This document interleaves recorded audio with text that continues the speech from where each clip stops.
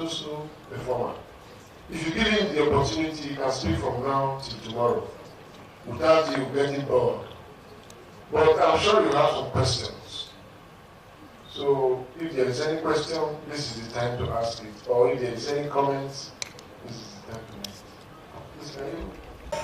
Oshinoga, High Court of Ogun State. The chairman, the paper presenter, and the administrator of NGI.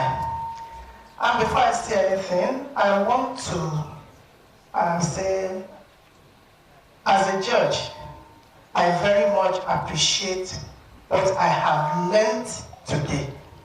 And I believe what we all have learned today. We cannot thank the paper presenter enough. I started my profession in the judiciary as the magistrate grade 2 some years back in the 90s. And since the time I started up to my getting to the High Court bench, I have never had the knowledge that this country has the law that makes provision for what he has opened our eyes to see today. And to even say that they are in our laws show how much we have been really bereft of the knowledge of what we have in our hands. I want to say that this gathering, this group of judges, I believe cannot do much. We will do as much as we can, but for the reform to have a lasting effect and a root and lasting effect in the country Nigeria, it has to go beyond judges. In fact, it has to go to the executive in particular. Because when the executive know that these are things they have to make provision for, they will not spend much money buying armored vehicles. Now, I had an experience when I was a magistrate grade 2. A man had spent 8 years in prison for an offense of manslaughter. And upon being discharged, upon his completing his jail term and released from prison, he was brought before my court as a magistrate, the chief magistrate, no, as senior magistrate. And what was the offense now? He stole Ewedu. Those of us from the West know Ewedu, that is just leaf. He stole Ewedu, he stole some rotten plantains, and he stole a damaged pot. And he actually stole these items with the intention of being caught, because he wanted to go back to the prison. So when he was brought before my court and the charge was read to him, he pleaded guilty. And my duty was just to take the facts from the prosecutor and convict him. So I stripped the matter down to go through the other cases. Lo and behold, in between my proceeding, the man got up at the back of the court where he was sitting with the IPO that brought him, and it distracted my attention. So I wondered, so why is he standing up? The IPO said, I've told him to sit down, he refused to. I said, maybe he wants to go to toilet. The IPO said, he had asked him, and he said no, that he wanted to talk to the magistrate. So I said, okay, come, what is it? So he got up, he said, please, ma'am, I want you to quickly finish my case and convict me, because the time of lunch will soon be over in the prison.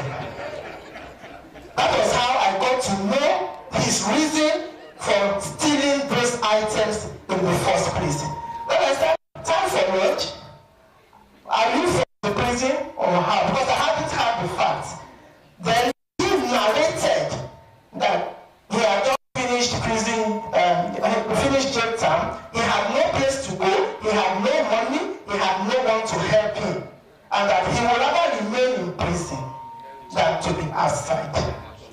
So that's why I'm saying that there are a lot of prisoners that should not be in prison. There are a lot that get out of prison and they go into crimes. It's good that he went to steal petty items. He would have fallen into the hands of some armed robbers. At that point, let me tell you how I concluded it. I refused to take the facts. I said, in that wise, I know you are not guilty of the offense. It is circumstances. I said, the police should go and detain him in the police cell rather than prison detention. And then I told my Lord the Chief Judge, then it was Justice Dylan Judge, our CJ. I told my Lord the Chief Judge my observation that I felt that it won't be right for me to take fast and just convict this man and send him to jail. So His Lordship the Chief Judge then directed that okay, the matter should go to the DPP so that they could help him and then maybe just find a way out for him. But I didn't know how it ended at the end of the day. The prosecutor withdrew the charge. He was struck out, and somehow I don't know if he will call help. But I'm saying this because I feel that this August gathering will do as much as we can as judges, having become aware now and accepted the fact that we need to shift from the old school and do the right thing, because those things have been there from time. But what about the facilities? We need the facilities. We need more training for other groups of people that are involved. And I just want again to thank seriously the NJI administrator. This is one lecture I will forever be grateful. Yes. This is the existing protocol. My name is Lanre Akeredolu from Ondo State Judiciary. I want to support Mr. Mbuso on the fact that we can approach criminal administration with a new mindset. I have experienced it, and I will just give a little insight into my experience. Now, I had a matter before me. I read through the file. The lady of about 20 years old confessed to the fact that she dumped her baby in a well and the circumstance under which she did it. So when she was arraigned, I didn't take the plea. I merely asked her, "Why are you in Kochinyeri?" She repeated the story of how she had the baby when she was about 16 and the baby was retarded. She got married to a man who did not father the first child. And by the time she had the baby for the man, the baby wanted to pick up, but observed the older one who was laid back and was copying. So out of frustration, she dumped the first baby in a well. The second baby was taken from her. The man and other people around reported her to the police.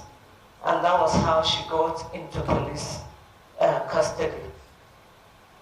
I told the State Council, I've gone through this file.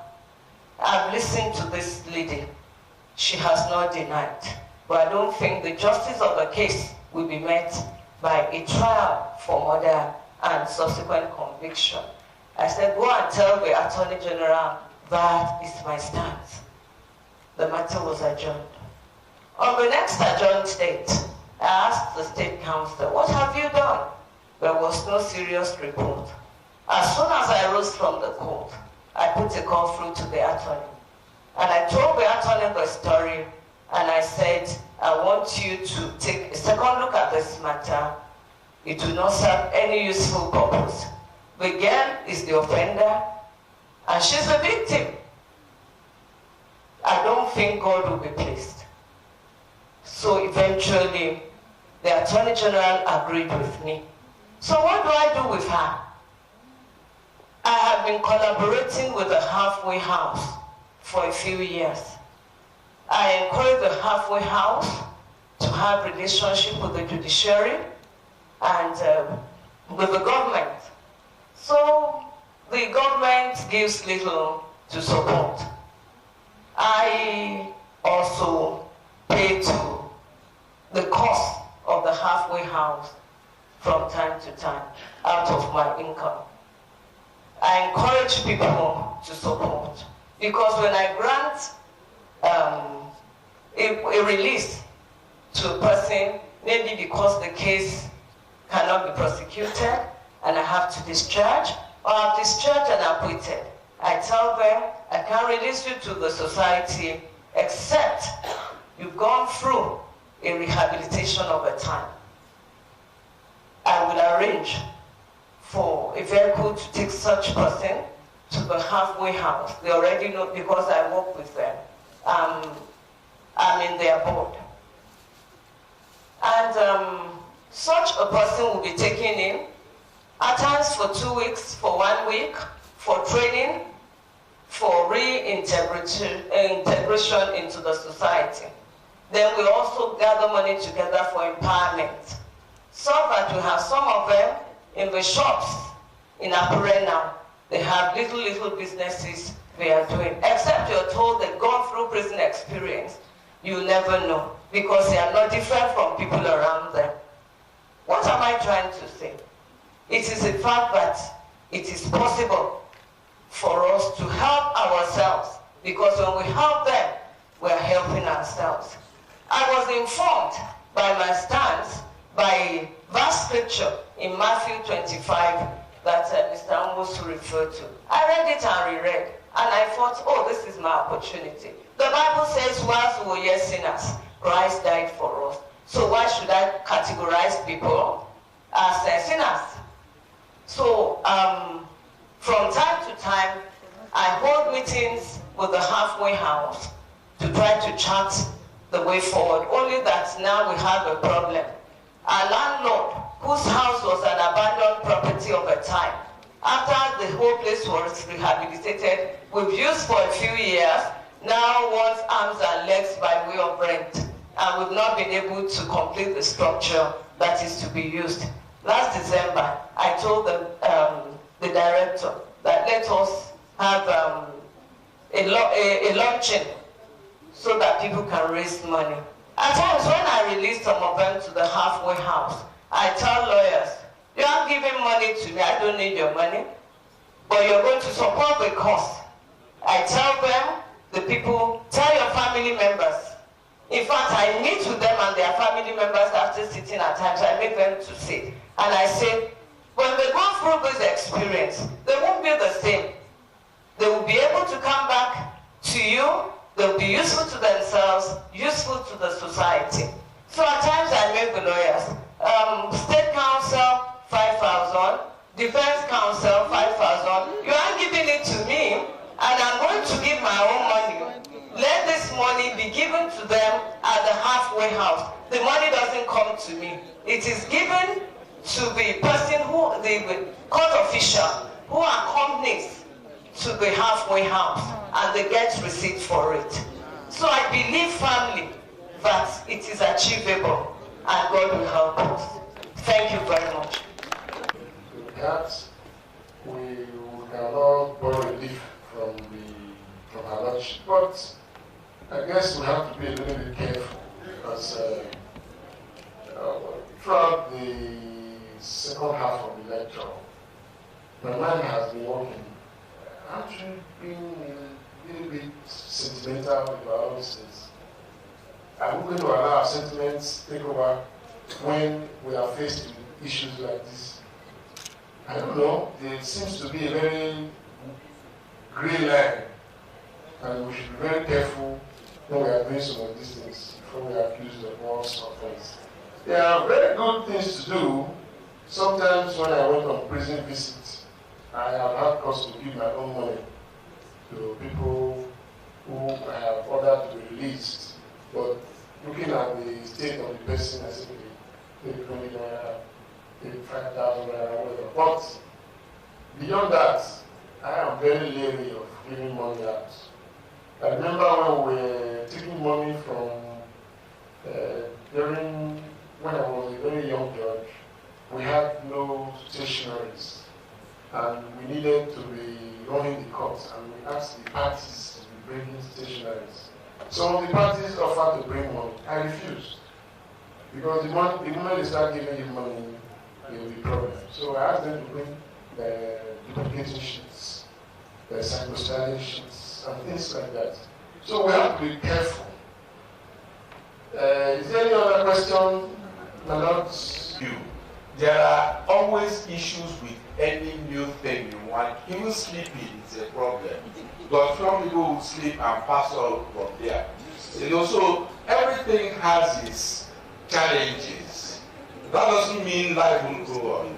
I want to assure you that what I just did was just a flash and overview.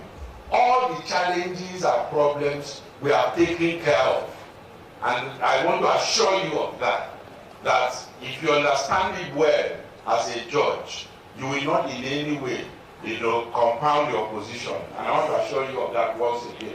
So it's a matter of training. Please, moving us forward, we gave you a paper today.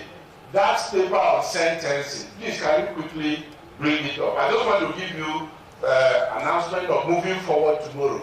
The paper we gave you today. For the purpose of that paper, we have been divided into 6 groups. You can see it projected here on the screen. And your names have been assigned to those groups in this paper here. It will be with the secretariat here. Please do us a favor of checking your group today. By tomorrow, you will be assigned to rooms where your group will do your work on. You do your discussion, what is retribution in criminal justice Thursday. So you appoint a group leader and somebody who will make the presentation. And the whole class will review your presentation. The group on incapacitation will do the same thing. Rehabilitation, deterrence, denunciation, restitution.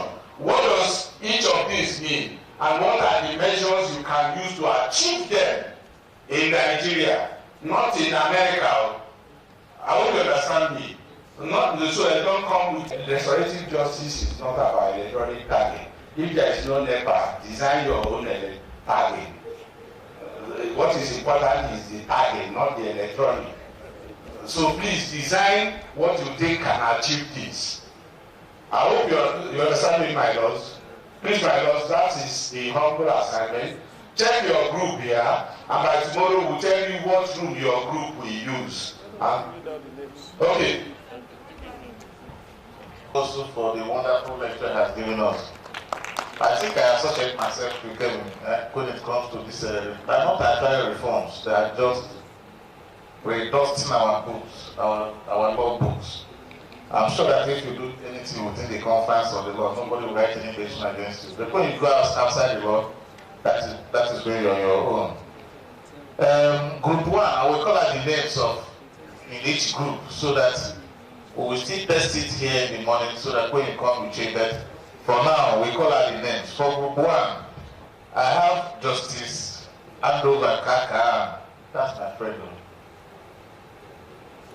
There's Justice Godwin Bemre.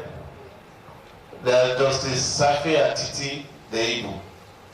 There's Justice Elizabeth Osmuga. There's Justice Gladys Akberi. These are for group 1. There's Justice Amobi El Abara. There is Justice S.O. This may be an experience. O.U.T. Justice S.O.O.U.T. Out. O.T.U. Okay, Justice S.O.O.T. Okay. Justice M.B. Ukora. Justice T.E. Chikeka. Justice L.C. Azuama. Justice A.T. Palamasi. Justice N.I. Omar. That for group 1. Group 2, Justice Mobolafi A. Ojo, Justice Abiodun Akiyemi, Justice Adebayo Oyebanji, Justice O.A. Onofaworam, Justice O. Mabekoje, Justice K.C. Nwurapa, Justice Oloyodo Obile Olamide, Justice Alaba Omolaye Ajileye, Justice Marshal Umokoro, Justice T.O. Oshoba, Justice E.T. Okara, Justice Akinroye W.A., Justice Akeledoru O.O., Justice Abbas Ahmad. Therefore, Group 2.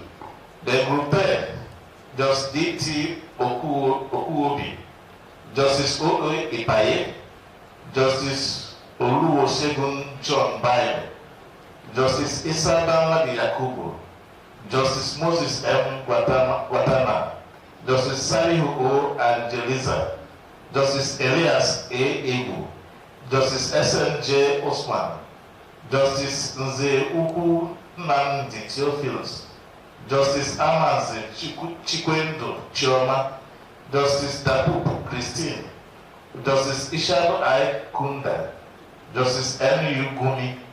That for Group 3. Group 4, Justice Noah Sagir Omar, Justice Akombi Wasiu Oladejo, Justice S.S. Daka, Justice Ladam, Justice Yusuf Issa, Justice K.A. Ojako, Justice U.M. Naaba, Justice Bello Ali Guzo, Justice D.B. Sambo, Justice Adam A. Gurma, Justice Ibrahim A. Kamiwa, Justice Omar Abubakar, Justice Ugochukwu Ogabu. That is Group 4. Group 5, Justice Farouk Lawan Adamu, Justice Lawan Wada Mahmoud, Justice Nuhu Yahayachi, Justice DJ Abdul Aboki, Justice Adedoja O. Ayerola, Justice Doris E. Adekeme, Justice Esohe F. Ibonwa. I'm sorry. Justice David Edo Ego, Justice Pat Onajite Ku Ejobola, Justice G.B. Biriki Okolosi, Justice J.I. Acha, Justice Aisha R.I. Muhammad, Justice Pat Mahmoud, Justice S.P. Gan.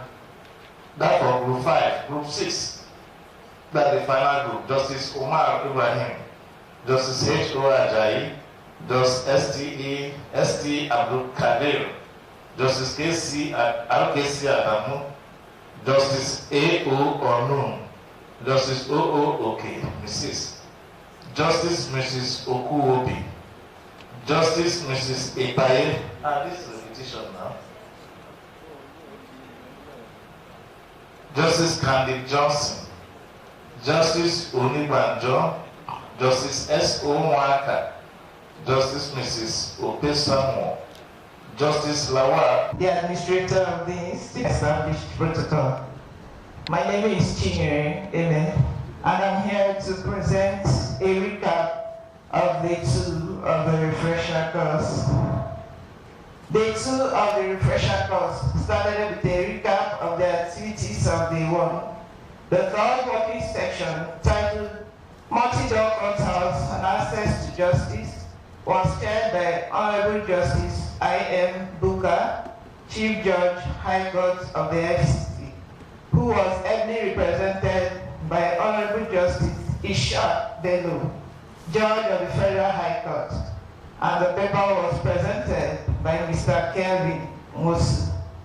Mr. Mosu in his presentation stated that multi-door courthouse is not an end itself, but a means to an end, which is access to justice. He therefore defined multi-door courthouse as a reform of the court system to reintegrate other court systems in order to provide access to justice. The presenter gave a brief history on what necessitated the conception of the multi-door courthouse, which was the way litigation was structured. Litigants resorted to self-help to settle their disputes. This then called for procedural restructuring of the courts so that justice can be accessible to everyone. The speaker advised that litigation and ADR should complement each other for effective justice delivery. The fourth working section was titled Criminal Justice and Overview. Was presented by Dr. Don John O'Malley, and the chairman of section was Mr. Olaiwaju Oladeko Esquire, Director General, Nigerian Law School. The speaker in his presentation looked at the topic from the social legal perspective. He mentioned that criminal justice and criminology are often used interchangeably, and that the focus of criminal justice system is based on the three key major agencies of justice, which are the police, the courts, and the prison. The speaker further stated that the aim of criminal justice is to know why crimes are committed and its prevention. He therefore defined criminology as an interdisciplinary profession built around the scientific study of crime and criminal behavior, including their forms, causes, legal aspects, and control. He also asserted that criminal justice has evolved over the years. According to him, criminal justice initially was once a matter of compensation, restitution, or vengeance, but presently, crime has been viewed as a societal problem, therefore requiring societal solution. He therefore challenged the participants on the need for community and societal ways of resolving disputes. This was followed by the fifth working section, chaired and also presented by the Honorable Mr. Kevin Mosu, and the coordinator was Honorable Justice C.O. Idahosa, Chief Judge, High Court of Justice, Edo State. The theme of the paper was the 6 pillars for effective criminal justice reform, framework for the Justice SMA Belgorod model. The speaker compared justice system in Nigeria to a man living in a dilapidated building. In his paper, he defined the Justice SMA Belgorod model of criminal justice administration as an integrated and harmonized blend of retributive justice, restorative justice, and African customary justice system, whose aim is just to reduce caseload, promote effective crime management, thereby reducing prison congestion.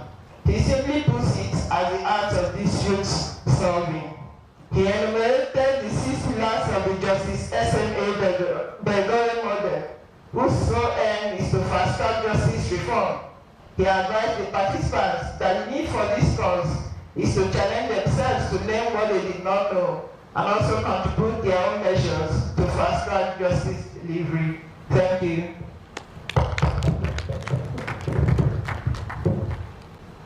It is very unusual for a lawyer like me to appear before your lordships from the high table. I feel privileged this morning to appear before your lordships. Now let's go to the business of the day. ADR and criminal justice reforms. As you will find in the course of this program, ADR means several things to several people. What is ADR? Does it include arbitration, or it is just mediation, conciliation, and so on? If ADR includes arbitration, our criminal matters are arbitrable. Our criminal matters are arbitrable. So you find that although there are disagreements about what is ADR, at the core of ADR is mediation. So for our purpose, criminal matters, you can have a victim-offender mediation. Now, it is very easy to say that, as you will find in the course of this presentation, there are a lot of jurisprudential and conceptual issues in this area, and I know that the speaker will do justice to this. talk about restorative justice.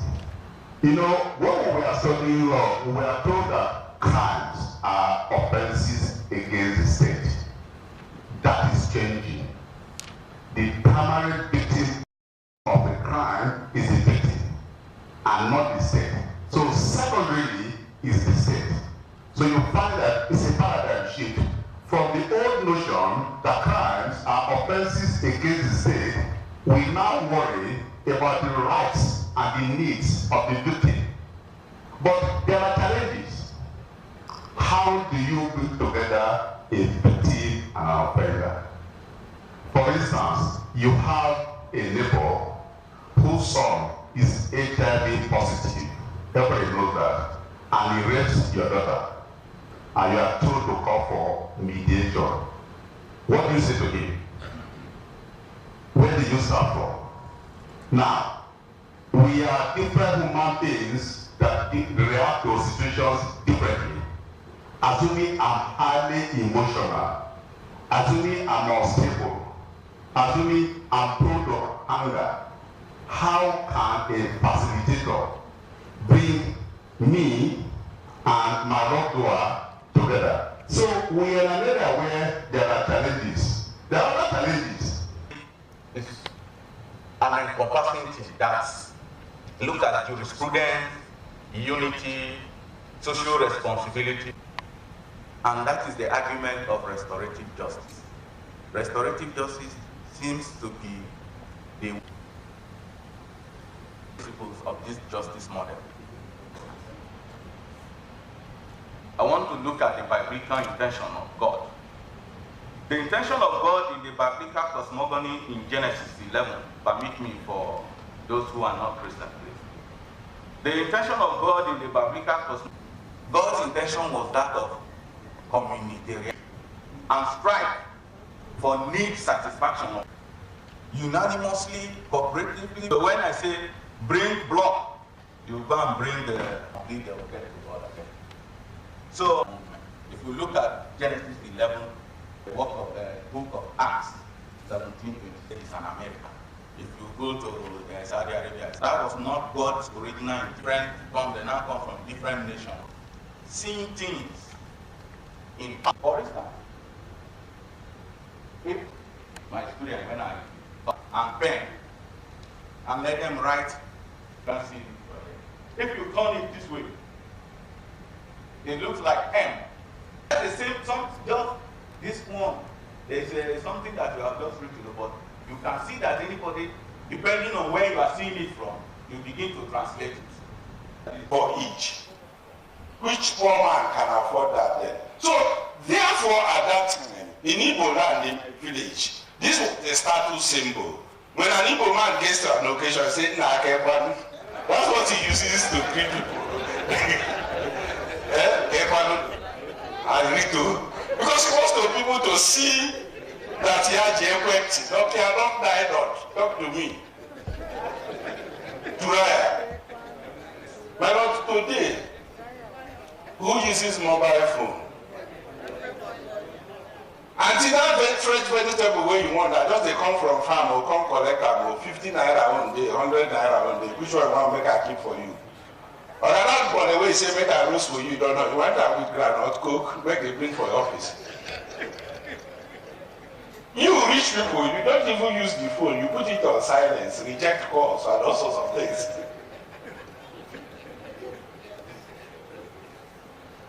My Lord, the truth is, gain was for the poor, is for the poor. For more, some of them needed more.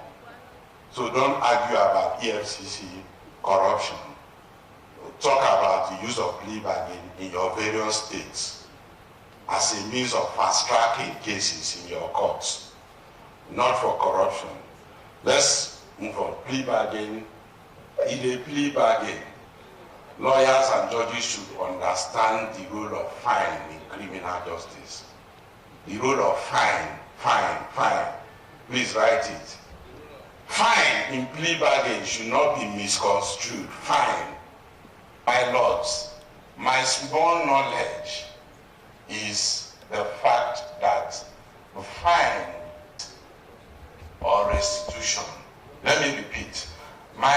A measure of denunciation wronged the state. It is not meant to be economic. Most of our criminal laws, there is no way. So, journalists who does not understand this will report. You ask him to pay only 5,000 out of the 10 million. Fine is state, I am wrong. Institution, it is forfeiture, it is compensation. Does it make sense? My own property, you may never succeed because your hands will be tied. Does it make sense to you? So, my Lord, if they come with fine, there's money to be recovered or property, look for what? Before you as a judge says if a person is convicted or money is recovered, is to be forfeited to the federation account, and that is the law you are applying. And I now come and say other forfeiture for him. You don't have the power because I have asked for the wrong remedy.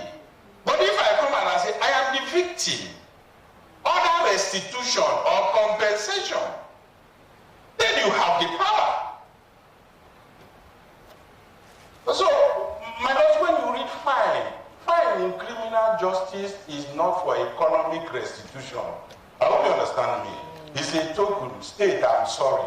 Instead of going to prison to show us that you're really remorseful or you pay fine. That is why even the Okada rider who cannot afford to feed himself, you still say he pay 1,000 naira fine. It is not because you want to economically deprive him, it's so that he knows that what he did is what? Wrong. So, my lords, as I explained to people, fine is like bride price in most cultures, except in Igbo land. Don't argue with me. Oh, why Igbo land? In my view, bride price is totally prescribed. Primary school with no skill, X naira. Secondary school with hairdressing salon, Y naira. Graduates, NYSC, X naira. Graduate employed in bank, X naira. Graduate with PhD.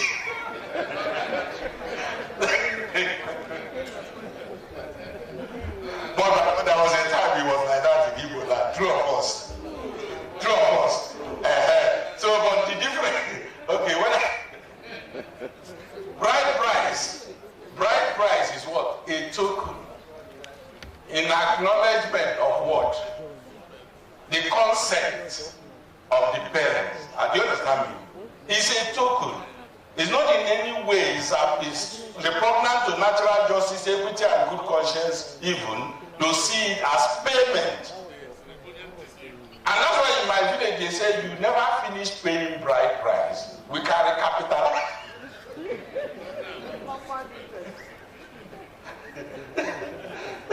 Anyway, so you know what that does is to say, Daddy, I acknowledge that it's your daughter. Are you following me? And your rights to give consent. That's why most parents, will say, give me 5,000, and when you give them, they take 1,000 and return the rest. Yes, exactly. So it's a token. That's what fine is in criminal justice. If you want compensation as a father or mother, then it comes not as fine, but as buy me a car, build a house for you. It will take you abroad for medical. Those are perquisite. They train, those are not bride price. They are what? Compensation for your good work. My lords, a lot of the misconception about plea bargain have no basis in law. And most times, the attempts to mainstream plea bargain suffer this setback because of the corrupted, nature of our ability to remove some of these misconceptions. What then is plea bargain? How does it work? When does it work? Why does it work? That will be the subject for another session, but I can see lunch is ready. Abi, it's 1 o'clock already. Okay, so we will resume at 2 to take the other aspects, right? So, my lord, please don't get me wrong. The point we want to make this afternoon is plea bargaining is a legal practice and procedure that should be defined by judges and lawyers, not journalists. Thank you.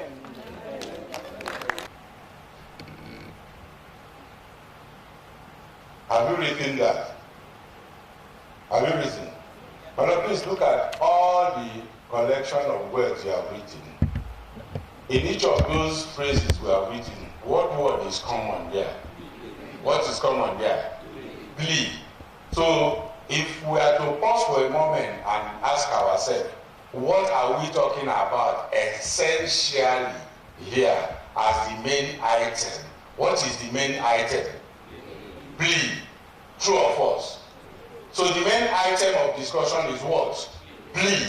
The second words discuss either what happens or what we do with the first one. Is that not so? So what word carries more weight between the two in each of those places? Plea. Is that not so? My Lord, may I ask, is that word plea in any of our laws? Is it in any of our laws? Plea, is it in our laws? Or something? Is there? Section 215 of the Criminal Code, where the court is ready to commence a criminal trial, the person to be tried shall be placed in the dock of fetter, except if the court has reason to order to the contrary. The charge shall be read and explained to him to the satisfaction of the court, and he shall be required to plead instantly thereto. Is that our law?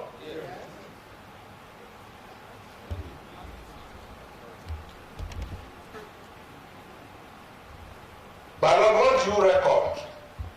Plea of the accused. The process of our laws. True or false? My Lord, did they teach us how that plea is arrived at? My trial in law school was, when the court is ready to commence a criminal trial, the person to be tried shall be placed in the dock of fetter, the plea shall be read to him, the charge shall be read to him by the order of, and his plea shall be instantly taken. So nobody told me or taught me that that plea is entering may be as a result of advice he received from his lawyer on the possibility of getting a lesser punishment without even the lawyer talking to the prosecutor. What do you call that? Plea by counsel's advice. Nobody taught me that that plea may be as a result of his having consulted with his pastor and said, Pastor, that case they arrested me last month. They called me that if you go to court tomorrow, Pastor, I must confess I did it, but I didn't know what got into me. The devil was at work.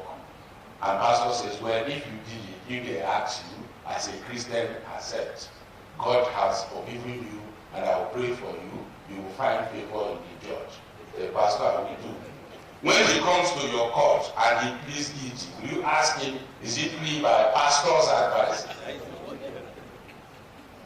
Another person commits an offense, and the ghost of those he killed or he's defrauded keeps tormenting him. Go and confess. Go and confess. And he comes to court and says, I will confess because I have not been sleeping for 2 weeks. I did it. This is where I buried the man. This is where I am sorry, I believe. Will you say it's plea by spiritual tormentation? In the same way, before arraignment, he may have met with the prosecutor. My Lord, is there any law that says prosecutor never have a meeting with the defense? Police, should you prosecute? Do you meet with the victim, the offender? Should you arrest the David? Is there an abomination to talk to an offender? It's not an abomination. My Lord, plea bargain is a plea of guilty that was preceded by a discussion or negotiation between prosecutor and accused. The nature, extent, and outcome of that negotiation is a matter of another day. And whether that negotiation will also pass through the court is a matter of what? another day. Some of those negotiations fail. It does not mean that plea bargaining has not been done. True or false? Plea is negotiation. What if it fails? Because a negotiation can fail. You go to trial. It does not mean there has not been a plea bargain. But plea bargaining in that case did not lead to an agreement or arrangement. So if you say there is no plea bargain, what you are saying is prosecutors should never talk to accused person. So what is the legal definition of plea bargain? I will define it. Plea bargain is an arrangement between prosecutor and the defense. Plea bargain is an arrangement between prosecutor and defense where in exchange for plea of guilty upon arraignment by who? Good. In exchange for what? A promise or a plea of guilty. At what time? On arraignment. Prosecutor offers some concession to who? To the defendant. In exchange for plea of guilty on arraignment, prosecutor offers some concession to the defendant. Plea bargain is an arrangement. Please underline plea of guilty by prosecutor. Have you underlined it?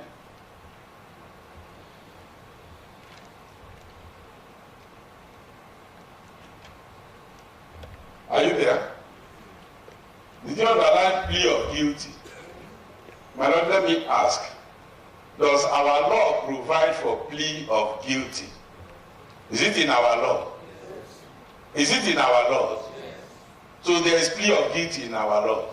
Yes, there is. Section 218 CPA, where the accused pleads guilty, the court shall satisfy himself that by the plea the accused is admitting the truth of all the elements of the offense, and if so satisfied shall proceed to convict him.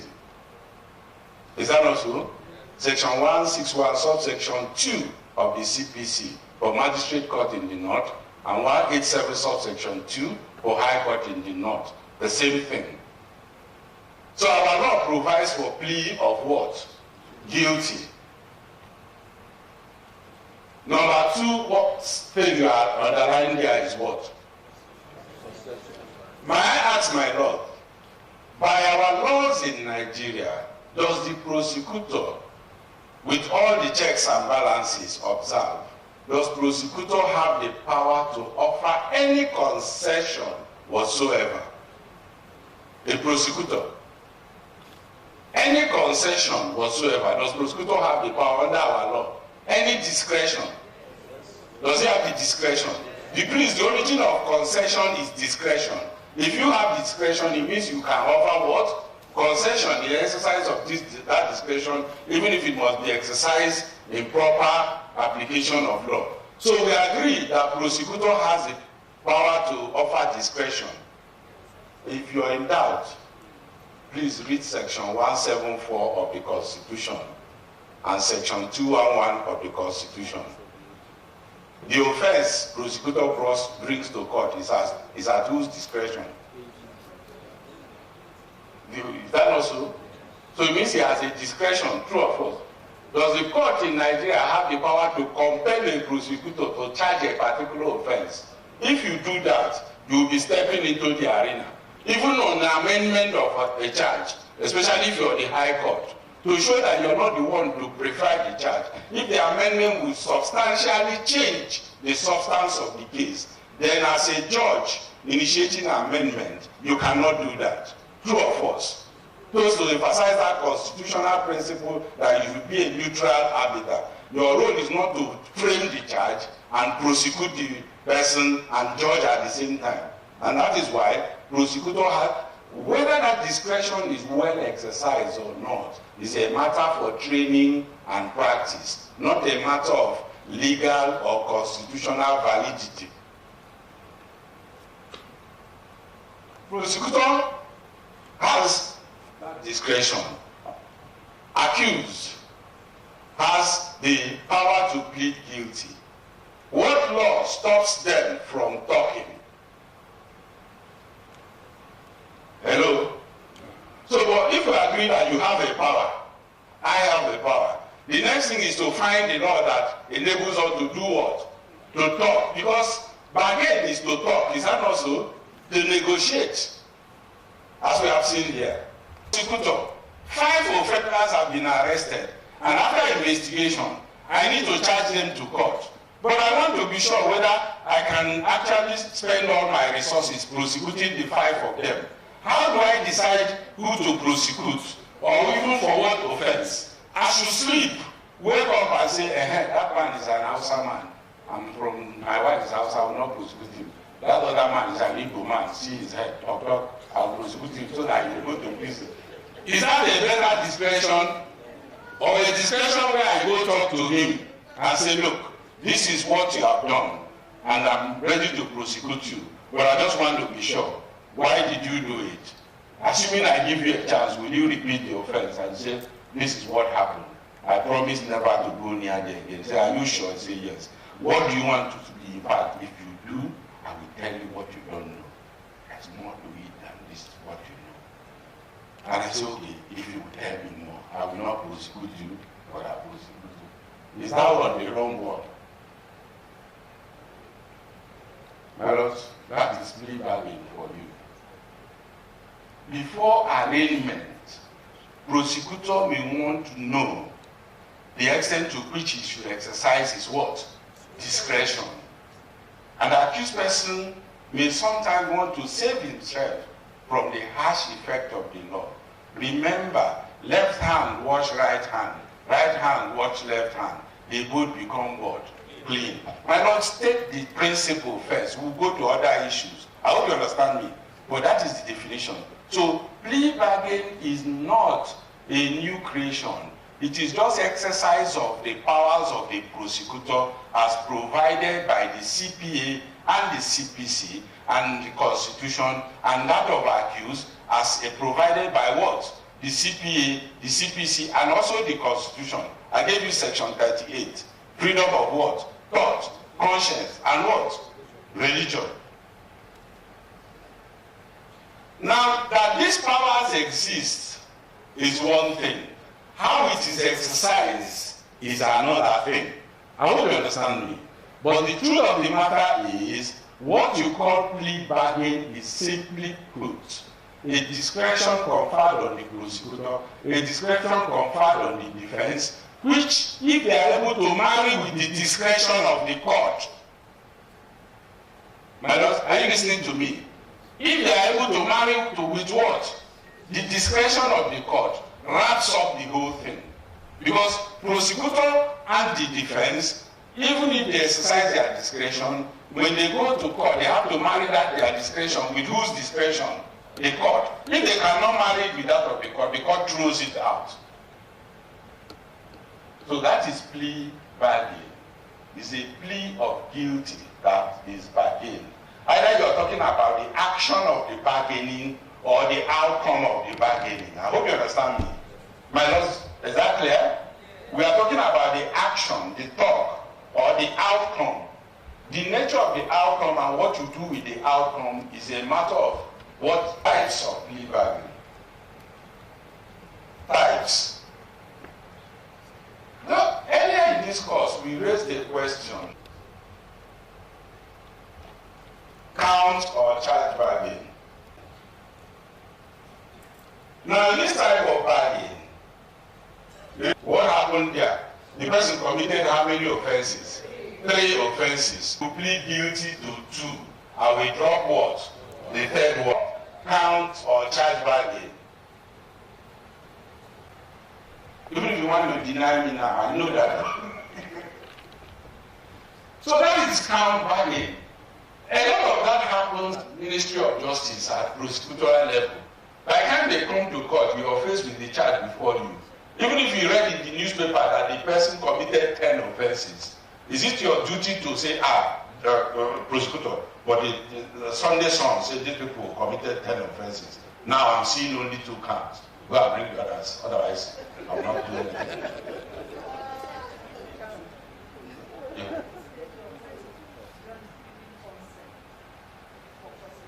When the judge is giving consent, you only give consent, my lord, for the ones they brought for your consent. If that practice is still applicable, you will not ask them to bring the ones that they did not bring for your consent to be given.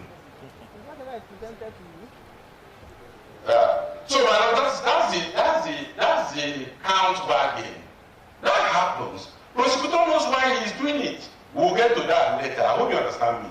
But what is important is he's done something that is plea bargain. Alright?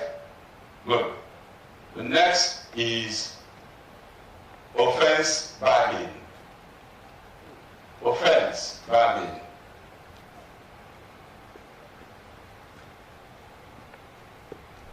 Do you remember what happened in Alford? Alford versus US. He committed what? Murder. But in the course of bargain, what did they agree on? Yeah, let's suspend. Hold on. I had a practical problem. A lawyer I told about this, the prosecutor called me one day and said, Mr. Mosu, remember that thing you taught us? Yes. I'm doing a bargain now, and I've offered them to drop 2 counts. And the defense lawyer says they are willing to do that too, but they are scared that assuming I leave office tomorrow and another person comes, can they bring those 2 counts? Is that not a possible legal scenario? Okay, you have asked me to drop 2 counts. I've dropped it to, but what if you are not there tomorrow and another person comes and says, this person should have been charged, especially if they are politicians. You know, things can, and another person comes and says, I'm going to charge for me too. Is there anything we can do in law, Mr. Mosu, to take care of that? I said, okay, look at section 180 of the CPA. Can somebody read it? Section 180 of the CPA and section 220 CPC. Somebody read any of them. We always provide the same thing. 220 CPC and 180 CPA. I told him, going from those provisions, you know what you do? Have your agreement intact. Are you following me? But in order to give those other 2 counts a decent burial, include them in the charge sheet. When he is arraigned and he pleads guilty to the first 3 counts, ask the court to convict him on those 3. And if he is convicted, I apply that the court takes into consideration those other 2 counts and dismiss them. You say why? Because such dismissal amounts to an acquittal, not by me, but by the law and the court. Does it make sense to you? Let's read section 1. Anybody has it? Madam, have you opened it? 180. Please read. A conviction had been had on one or more of them, the prosecutor may, with the consent of the court, withdraw the remaining charge or charges, or the court of his own motion may stay the trial of such charge or charges. Go on. Such withdrawal shall have the effect of an acquittal on such charge or charges unless the conviction which has been had is set aside. In which case, so that withdrawal will amount to what?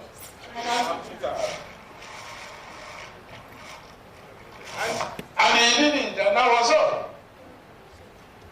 And you ask me, okay, what if the church does not consent, the court does not consent? And what if the prosecutor decides to play funny? I say, Eneke depends, since the hunter has learned to shoot without missing, he too will learn to fly without perishing. That will guide me in predicting the likely margin of sentence that the court will impose. Does it make sense to you? So in reaching our agreement, I'm going to check to see, assuming we go to court, Is this the sort of punishment that the court will ordinarily what? Uphold? Does it make sense to you? So if I come as defense, the court will most unlikely uphold. I will tell you this is not workable.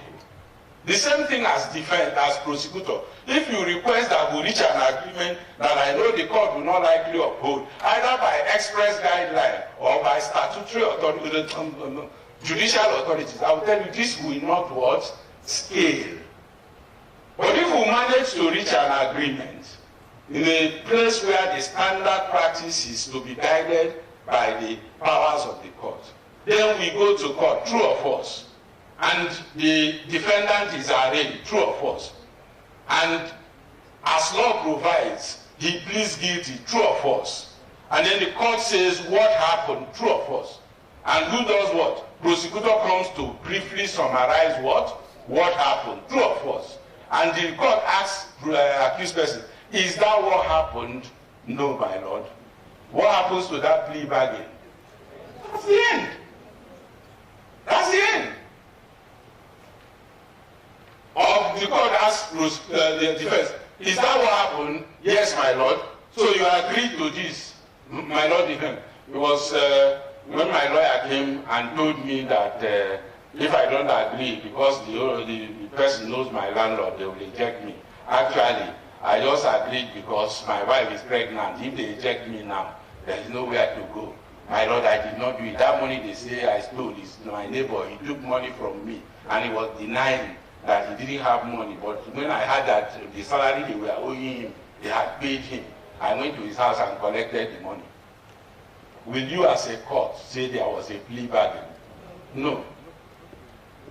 And so when we get to court, the accused pleads guilty, the court complying with section 218 CPA and the provision of the CPC confirms that yes, the accused pleads guilty, and that by that plea is actually admitting the offense. The next question is what punishment?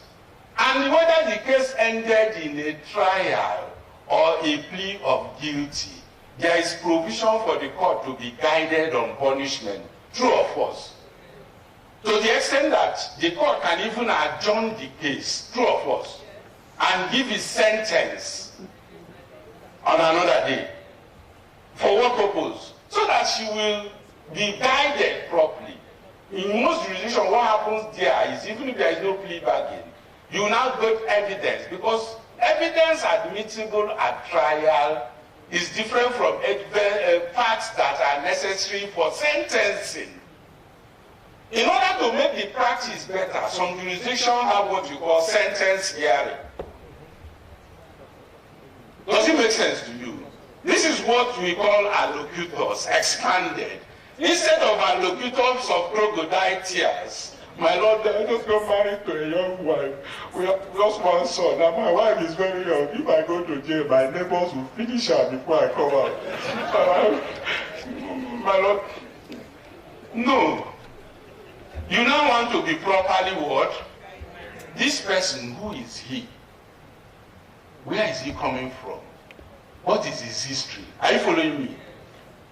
What neighborhood did he grow up in? What likely thing would happen that will make him a better person? Prosecutor, accused says all that. Prosecutor brings anything he has. But if it was a plea bargain, all this may have been done, would have been done. So at that point, it's a my lord, thank you very much, my lord. My lord, we had a discussion before. The accused person cooperated so well. He was initially arrested, but he led us to arrest the other two kingpin, who we did not know about, but who he showed us the way to the, and then we arrested him. My lord, he is an employee, but he was just dismissed a week before this incident. And so he went out with his friends to drink. And in the course of drinking, that led to another. My lord, we have a fact that is a first-time offender, is pleaded guilty, and we are satisfied that a punishment along this margin, which, my lord, by virtue of paragraph 2, rule 1 of your sentencing guideline, which says if the offender is a first-time offender, or if there is no sentencing guideline, by the principle enunciated by the Court of Appeal, which the Supreme Court also affirmed in the case of Olutemi and the state, that if this happens, the punishment along this margin will be appropriate. My Lord, we had this understanding with the defense, and we therefore urge my Lord to impose the punishment in accordance with that understanding. That's where the job of the parties finishes. It is for the judge now to decide, from all I have heard and everything, this is within my power to do, and I hereby rule on job. That is it. I will enter a plea of not guilty, and perhaps because of what I have had, I may have to send the case back to the administrative judge for it to be reassigned to another judge. Or you can decide to accept what judgment I have to impose, and I impose the punishment I feel that is appropriate. Are you still retaining your plea of guilty? Yes, my Lord. Are you sure of that? Yes, my Lord. It is no longer a conviction on a plea bargain. It's a conviction on what? Outright plea of guilty. Nobody explained this to judges. Nobody explained to prosecutor. Nobody explained to most defense lawyers. We just had plea bargain and we jumped into it. Well, let everybody go.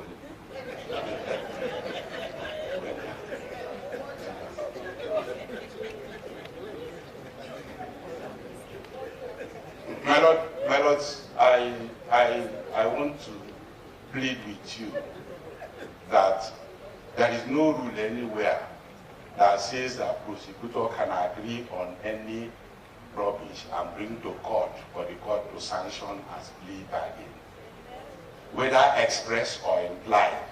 Not. Your power is a constitutional power. And that's why you are set up by Section 6 of the Constitution. Is that not so? As an impartial court. All the prosecutor is doing by plea bargain is to help you fast track your job. Instead of having to deny everything and put everybody to the proof, you move on. My Lord, let me ask you. The basis for concession is this. Because there was a time I had in this country that they wanted to pass a law that if a person plea bargain, he should receive not less than 2 years imprisonment. Or there must be imprisonment. So I ask, 2 persons committed the offense under your law. Are you following me? 2, they are offenders. This one plea bargains and pleads guilty. And you say, because he plea bargained, he can impose 6 months. That's what it means. That if you plea bargain, you should not receive less than. You cannot by a rule reduce the court's discretion. Does it make sense to you? It's a constitutional power. Whether you exercise your discretion high or low is determined by the facts and circumstances of what? Of the case. Number 2, my Lord, one of your aims in your criminal justice is to reform the offender, true or false, to change them from what? Good to bad. At least that will make you happy. Is that not so? Let me ask you as humans, bad to good, God bless you, my Lord. From bad to good, let me ask you as humans, these 2 persons committed wrong. This one admits his or her error at the earliest possible time and asks that measures be taken to remedy the wrong. But this denies, and you have to prove it to him. Naturally and everything being equal, who is easily reformable? Who? This one, is that also? This is that also? But that is one of the fundamental bases, if well practiced, that mere fact of admission, if well extracted, is one step towards what? Reform. Easier than the person you put to trial. The more you put them to trial, the more they are toughened. And they psychologically begin to feel that the state is against them. And so they will, some of them that will tell you, finish now, I will come out. And so they go to jail for 7 years, but there is no remorse whatsoever. And they become what? Enemies of the state. So, if therefore your system is better able, not every offender, my Lord, But the one you were able to get to that deeper understanding and they own up and say, what I have done is wrong, I admit. Even without plea bargain, by what you do as judges already, your sentencing is not the same. True or false? So plea bargain is either on a charge, on the counts, or what? On sentencing. Now, sometimes some people can do what we call fact bargain.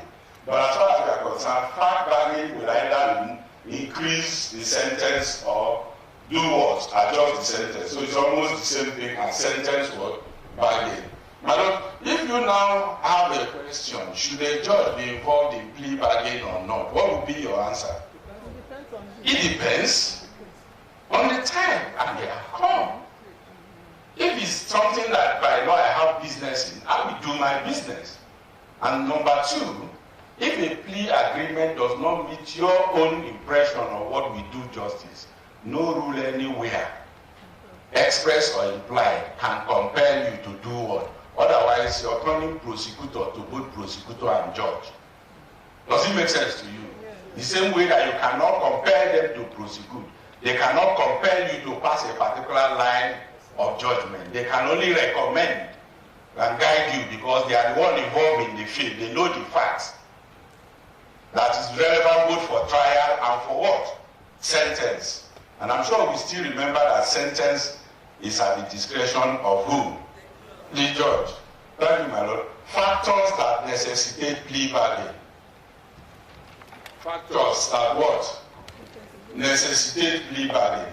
My Lord, just like in bail, we have thought that there are factors to consider before the accused committing another offense while on bail, the likelihood of the accused jumping bail, the preponderance of offense. When we consider all this, we decide to grant bail. Is that also? The same way, there are factors that necessitate plea bargain. Plea bargain is not just what you say, know ye all men, there is plea bargain. Take your own, take your own, take your own, take your own. No. Plea bargaining with you. I will try you. Does it make sense to you? Don't just wake up and say, start encouraging people to plea bargain. No. Story. Small one. Small one. Popular saying, which I challenged him to prove to me one day. There is a saying he used to say, dominant church for us as Christians was Catholic Church. Of any other. That's the truth. When I was a small boy in the village. In fact, when Abuja Archbishop Moses. So that's to tell you that in my village then, the predominant church was Catholic or some Anglican faith. So those, were the predominant. That's why my name is Kelvin. Because Kelvin is a Catholic saint, not Kelvin. Kelvin is the scientist. Know the difference. The one with L is the scientist. Mine has no L, is a Catholic saint. So now I understand why I won't go to heaven.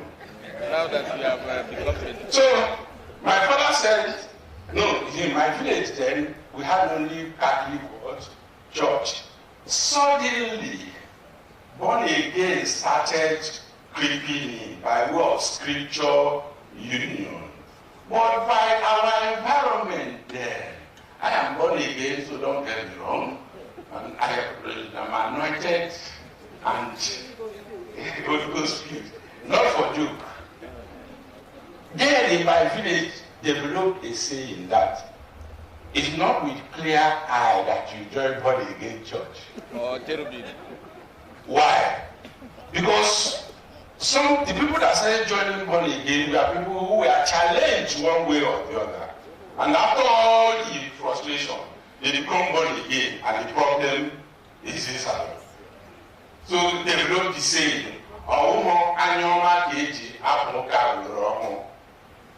that was it in my village.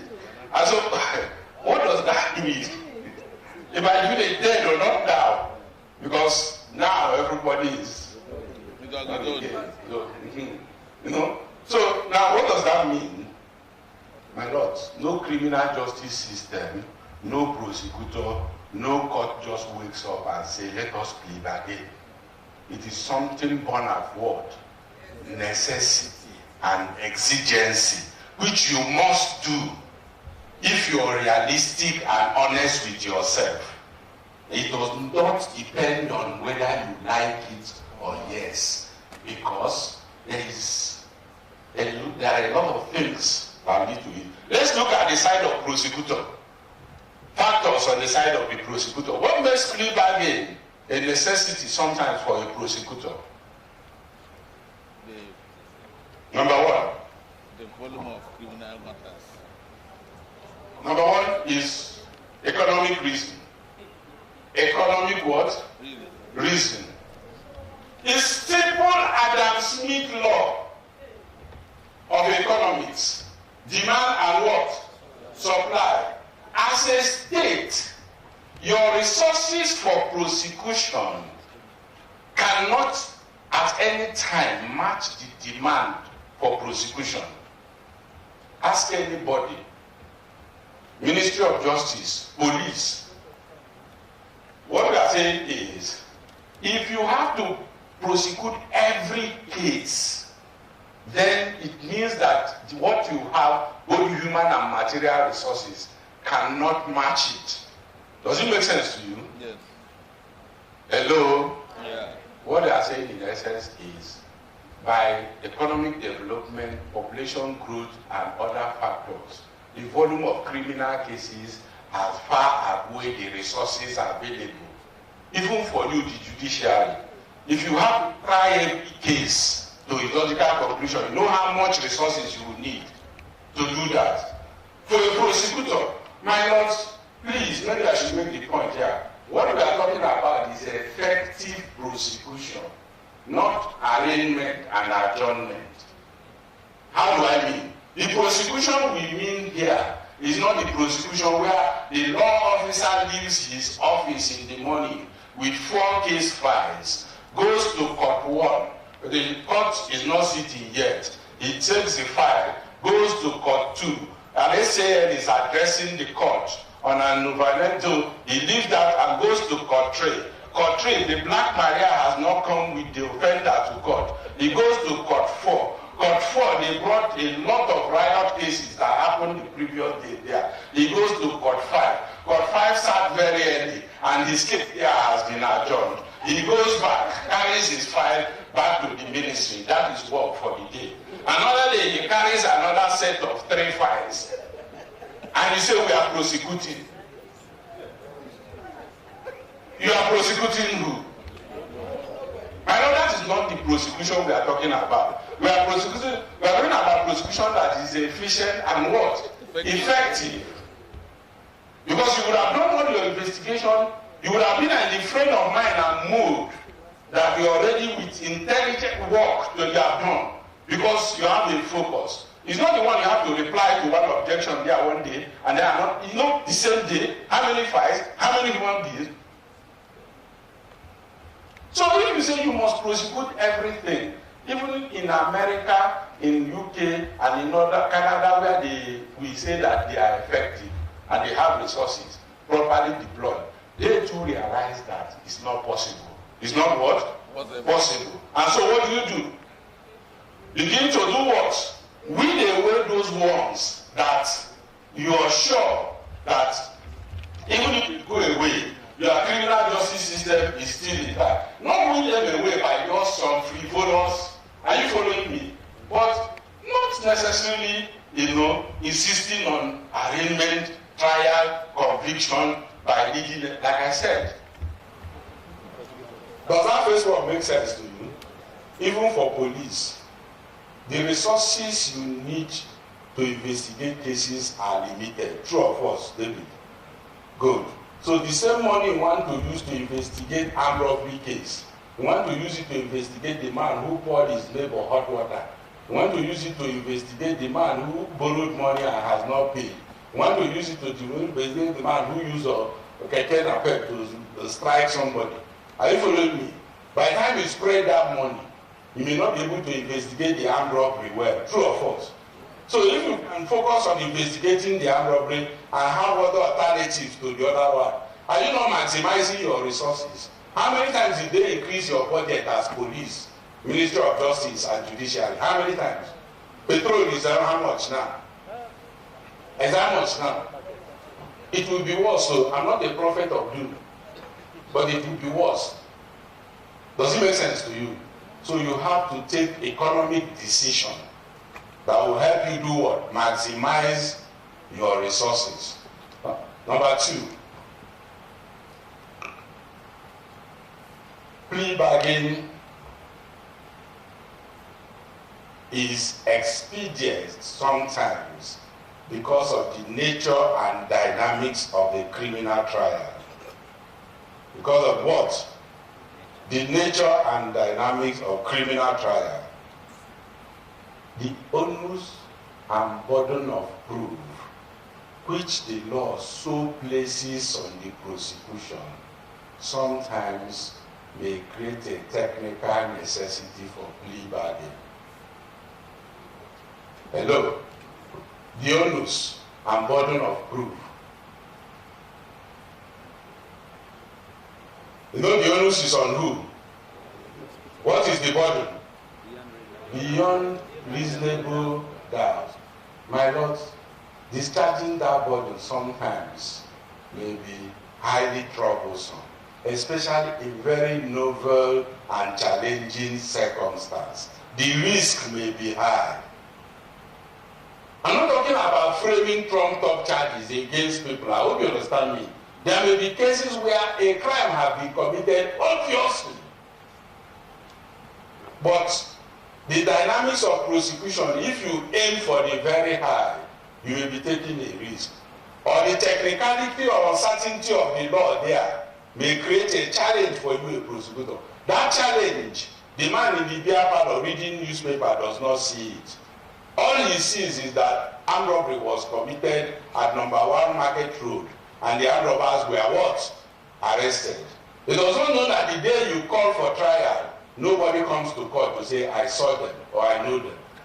True or false? How many of you remember? I don't want to use that case because of the political circumstance. If not, I would have used it. Should I use it?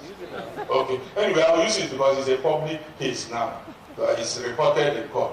The case of Fani Kayode, you remember at the time, when the report was published in the newspaper, everybody thought, if you read, I read the account before the arraignment. Are you following me?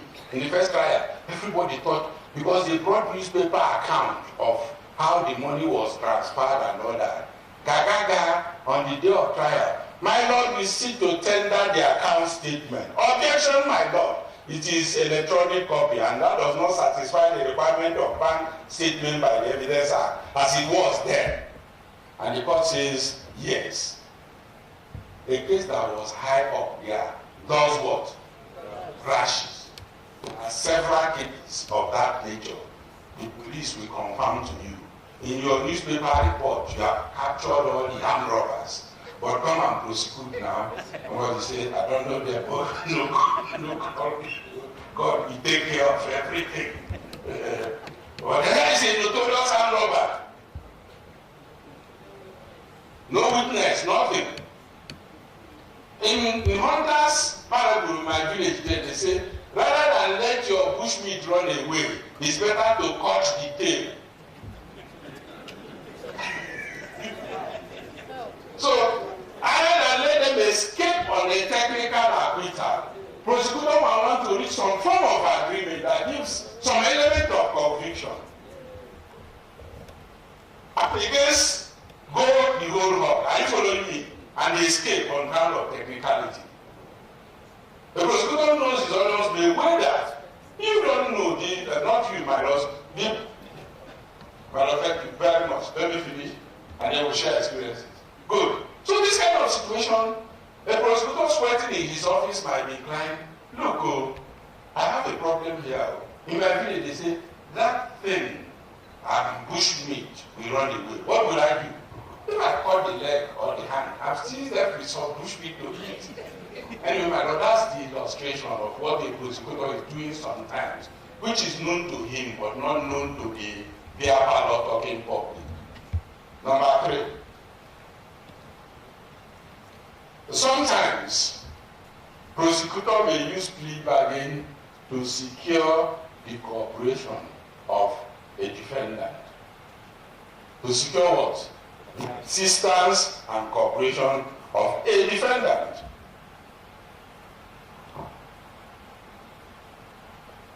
But there are times when the problem of a prosecutor may not just be this marginal person in the ring of criminals or syndicate that they have arrested. He may be tracing the root and the origin, true or false. And by the nature of our criminal law, you see that person and keep silent.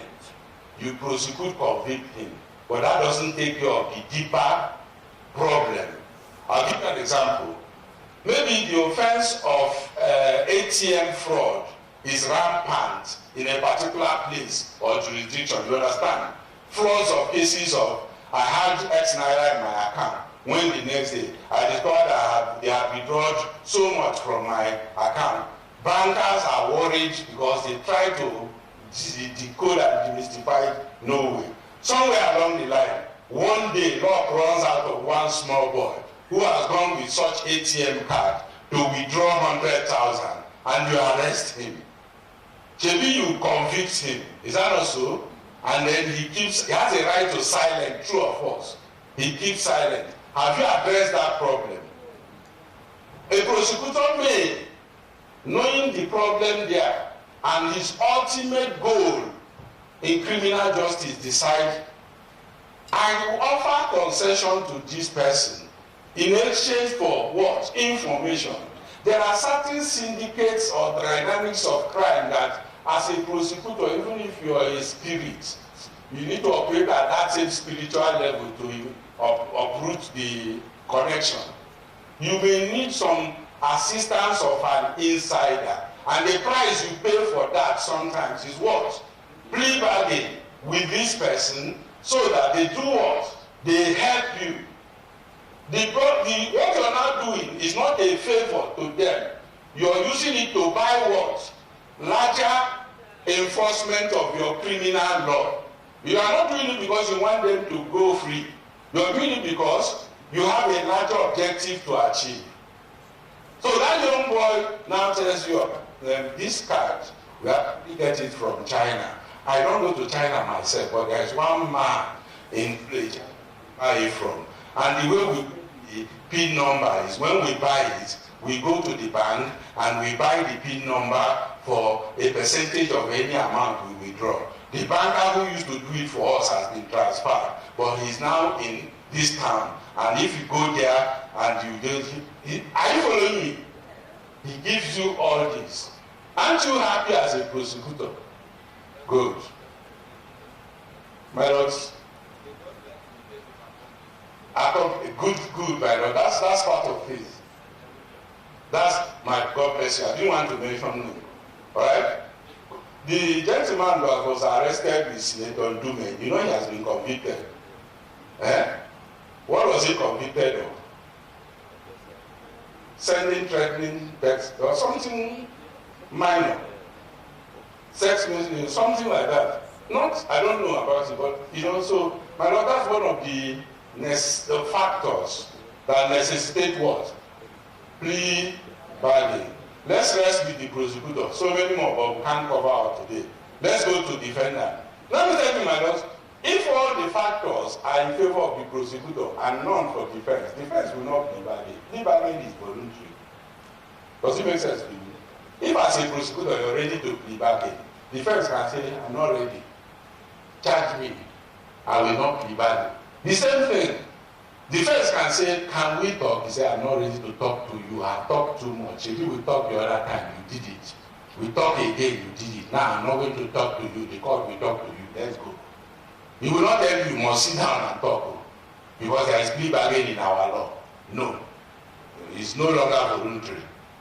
The same way, as prosecutor, you cannot say, come, you must come and talk to me.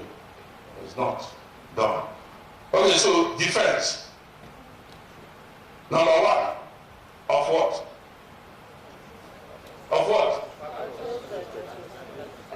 so that we are on the same page. Number one is the same economic reason. The same what? Economic reason. Do you know that just as it costs prosecution money and resources to prosecute, it also costs defense resources to defend, depending on the nature and complexity of the case. Does it make sense to you? And therefore, sometimes, especially, and that's why I keep telling you, whether you're doing plea bargain or you're not, litigation trial should never be weakened on account of any other option. Because the reason I want to plea bargain is that I know that if I go to court, conviction is sure, punishment is near. Does it make sense to you?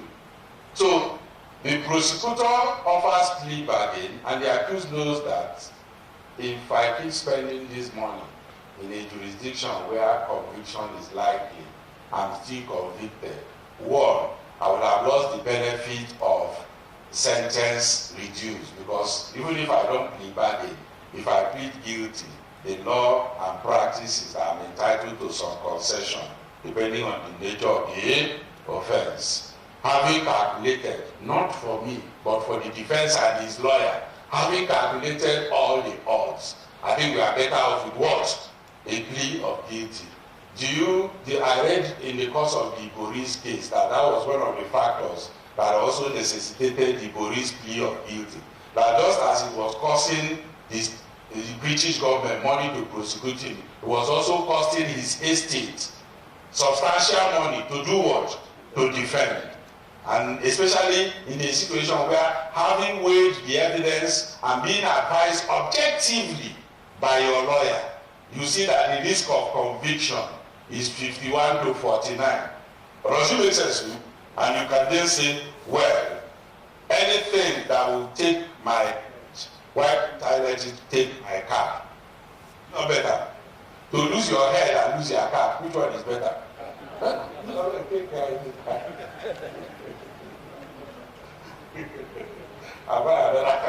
Number two. Number two. This is where we are. Plea bargain may be used by the accused to secure lesser punishment. We have already covered that. To secure some concession or what? Lesser punishment. To secure some what? Concession or what? Lesser punishment. Like I told you earlier, sometimes plea bargain is done by an accused person who knows that if I go to full trial and I'm convicted, I have lost one of the discounting factors for mercy, which is the fact that I did not take an early plea of guilty, which the court may not use to penalize me, but may use it in what? Exercising its discretion. Does it make sense to you? God will not penalize you for not pleading guilty, but God can take into consideration your plea of guilty in mitigating punishment. Please, there are two different things. I hope you understand me. No court will say you had the opportunity to plead guilty, you did not plead guilty, therefore I sentence you to X. No. But the court can say, I have taken into consideration your early plea. That is a sign of remorse, which has encouraged me to do this. There are two different things. So a prosecutor and defense may advise his client along that line. Sometimes also, you see, when we talk about some of these things, I keep repeating that perhaps a good refresher on the law is also appropriate. As a defense lawyer, I may use plea bargain to avoid some collateral consequence of some crime. You know, some crime may carry collateral consequence. If you're not careful, I'll give you an example. Assuming my client is a director of several companies and is a known boardroom guru with all the boardroom politics that happens in the different companies, and he's been charged with one charge or a case of fraud involving one of the companies, and it's a case where he has a likely chance of being convicted for that fraud. Knowing the law, because I know by section 254 and 257 of CAMA, one of the disqualifications from being a director is if you have been convicted of fraud involving another management of another company. Knowing that my client is also director of other companies, and this charge involves fraud, and knowing that if he's convicted of offense involving fraud, it means he's not just losing the directorship of this company, he's also losing the directorship of what? The other companies. In a very volatile environment where other directors are praying for his death or exit. I will advise my client, see, if you plead guilty to offense involving negligence in the running of the company, you may be convicted, but since it does not involve fraud, you will not be disqualified. He may even carry the same punishment. Does it make sense to you? But I advise him, when I go to prosecutor and I negotiate, my client will plead guilty, but if you change it from fraud to what? Negligence or irregularity in administration. And he says, okay, I'll change it. I say, fine, go and plead guilty, provided the evidence will also support this second charge. Does it make sense to you? So he pleads guilty to that. He is convicted and punished, but I've saved him from what? Losing the other directorship. The state is satisfied because their primary interest there may be to recover investors' funds. And they may not be interested in the type of offense is committed. A conviction to enable them to seize the properties. Is the state not happy? Is my client not happy? What is it? So the prosecutor can enter such plea and involving it and say, the man was brought to call the prosecutor and he said, well, Joe, it's not your daddy. Points for health of the accused. The trauma people go through when they have charges sometimes challenge their health. Sometimes even when they are not in detention. And so it may be possible that one of the problems they are having with their health is the fact that they are having undue stress, defending and agonizing over what next move to make, going to all sorts of shrines to ensure that the prosecutor or the police dies the next day. Sometimes when these big men collapse in court, it's not just drama. Some of them, the experience in prison changes their health status. And if you're not careful, they die in the process. So sometimes, this person may want to save himself that trauma, especially when he calculates the consequences. You may be a banker working in a bank. If it's a civil case, you can hand it over to your lawyer without being physically present in court. But even when you're on bail, any day the case comes up, because it's a criminal case, you have to go to your boss. Sir, I may not be able to come to work tomorrow. You say, why? That my case is coming up in court and I have to be in court. Okay, you can go. The next month, sir, please, that case is coming up. The last time it did not go on because the lawyer was not available. But today they say you go on. Say, okay, go. 2 months after, sir, that my case is coming up. I say, Kevin, I'm sure you have to go and finish that case and come back. And it's your letter. You may be a taxi driver who does daily return. And of that daily return, that's why he makes his 3,000 a day to feed his family. Any day the case is adjourned, does he end at his 3,000? And that 3,000 means to him what your million at the end of the month means to you. And so he calculates the odds and says, look, I need to just finish this case and move on with my life. It may be. So many others, but we'll stop at that. So the point we make is, just like you have factors to consider before granting bail, you also have factors to consider before entering what? A plea bargain. It is when these factors are balanced that the parties now talk. Anything that is good and does not have problem is not good. Does it make sense to you? There are several other issues with plea bargain. If you read these materials that I gave you here, some of them are 20 pages. The first 15 pages are used rehearsing the problem, but the last 5 pages use justifying that despite the problem, this is still a necessity. Does it make sense to you? So there are challenges, but these challenges can be overcome by prosecutor, court, and defense lawyer who know the law. Plea bargain is about applying the law to meet your exigencies. It's not about the statutory codification. I'll give you one of the challenges. One of the challenges is the risk of overcharging by the prosecutor. So David may have had here today that plea bargain is if somebody is charged with 5 counts, he can plead guilty to 3 counts. Then he goes to another case. Only 2 counts are actually established after investigation, but he says, to get him to plead guilty to these 2 counts, let me add 4 others. That is called what? Overcharging. If he does that for me as a defense lawyer, I will know. Why? When I go to a plea bargain, I take each count 1, and hey, what is the charge? What are the elements? What is the evidence you have to prove each of the elements? If you don't have, I will say this one.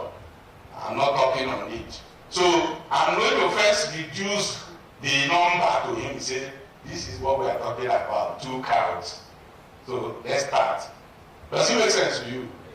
You can also overcharge by, if it I was stealing cell phone from people. He was threatening them with a machete and stealing their cell phone. Well, he was armed. The case came to my court. He was shown his statement. He pleaded not guilty, but he was shown his confessional statement. His counsel was there. The statement was given to his counsel, who took it to the accused, and then came back and sat down. The accused person admitted the confessional statement. It was marked Exhibit A. At the end of the day, we found him guilty as charged for armed robbery. Now, later on, he was convicted. Later on, the controller of prisons told the prosecutor to tell me that this is the only son of the mother, and that the uncle has now taken all their lands, and that the boy started stealing in the first place because immediately her husband died. The husband's brother took everything from them. There was nothing to eat, no, nothing at all. So the boy, and that was the first attempt. He stole. What can be done?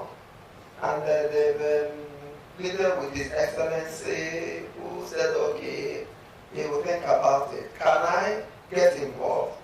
I told them, okay, I'll try. I spoke to His Excellency, I'm going too far, but let me just say. It's okay. I think we are done with that. Thank you. No, okay. We'll use that later. We are done with it. Thank you. Okay, then. Now let me. No, it's okay. It's okay. Okay. Yes. Yeah. Now, let me go to what I wanted to say. A boy killed his girlfriend. They were quarreling over something. He pushed her. She hit her head on the wall, slumped, and died.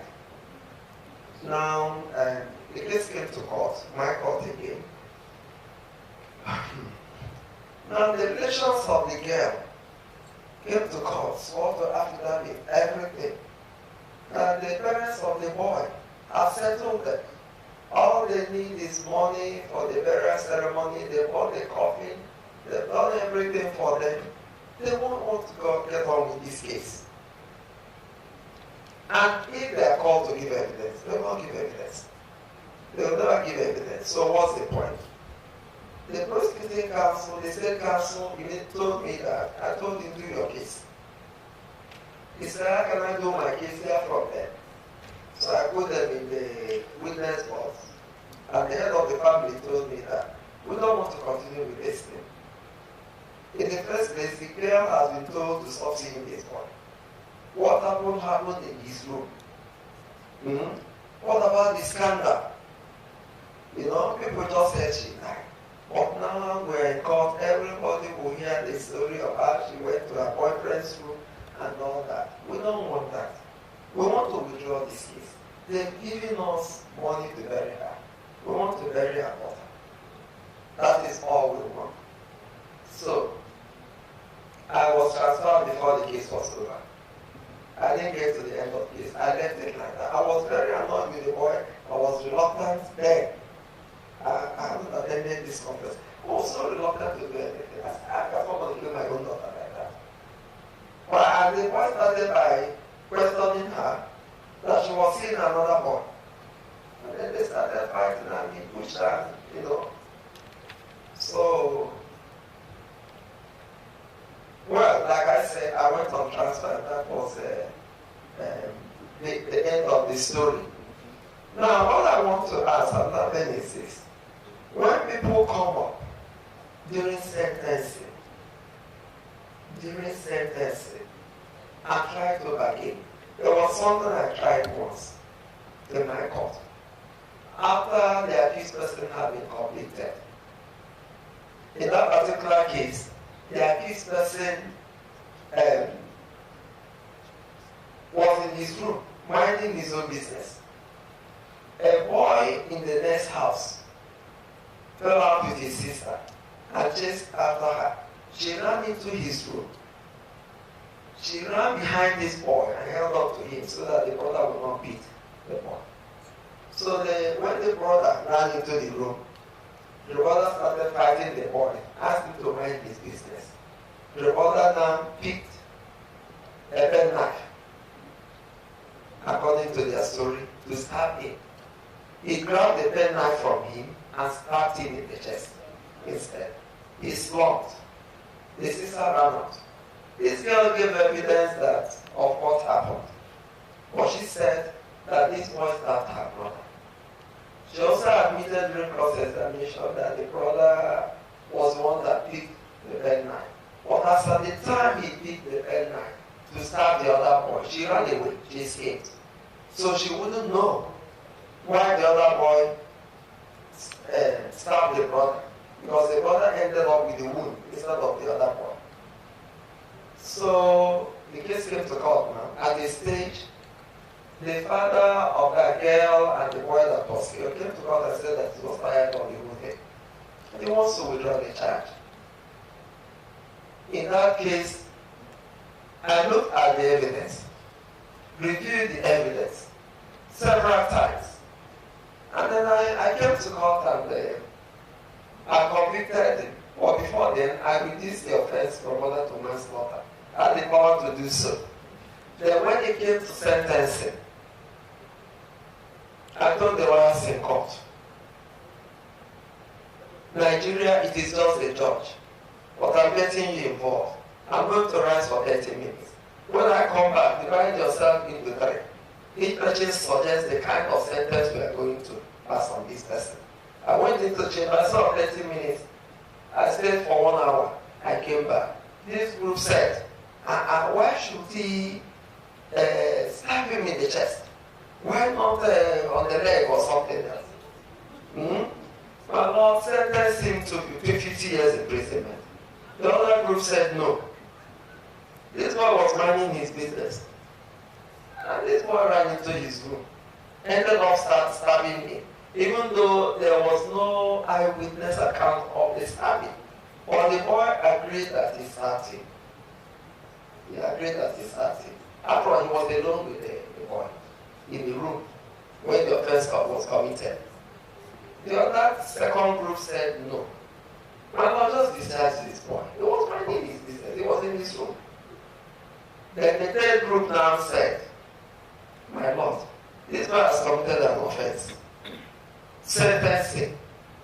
But give me just about a year or so. I said, okay, I'll rise again. When I come back, I'll know what to do. I went in chambers, my clerk ran into the chambers. I said, what? Busybody, what have you come to say? He said, my Lord, look at how that boy has been suffering. He's been coming to this court for 1 whole year, my Lord. I'm not a lawyer now, but can I get involved? I said, busybody, get away. As she was going away, she said, in fact, that boy should even be given 1 month in prison and let him go. She left. I came into court.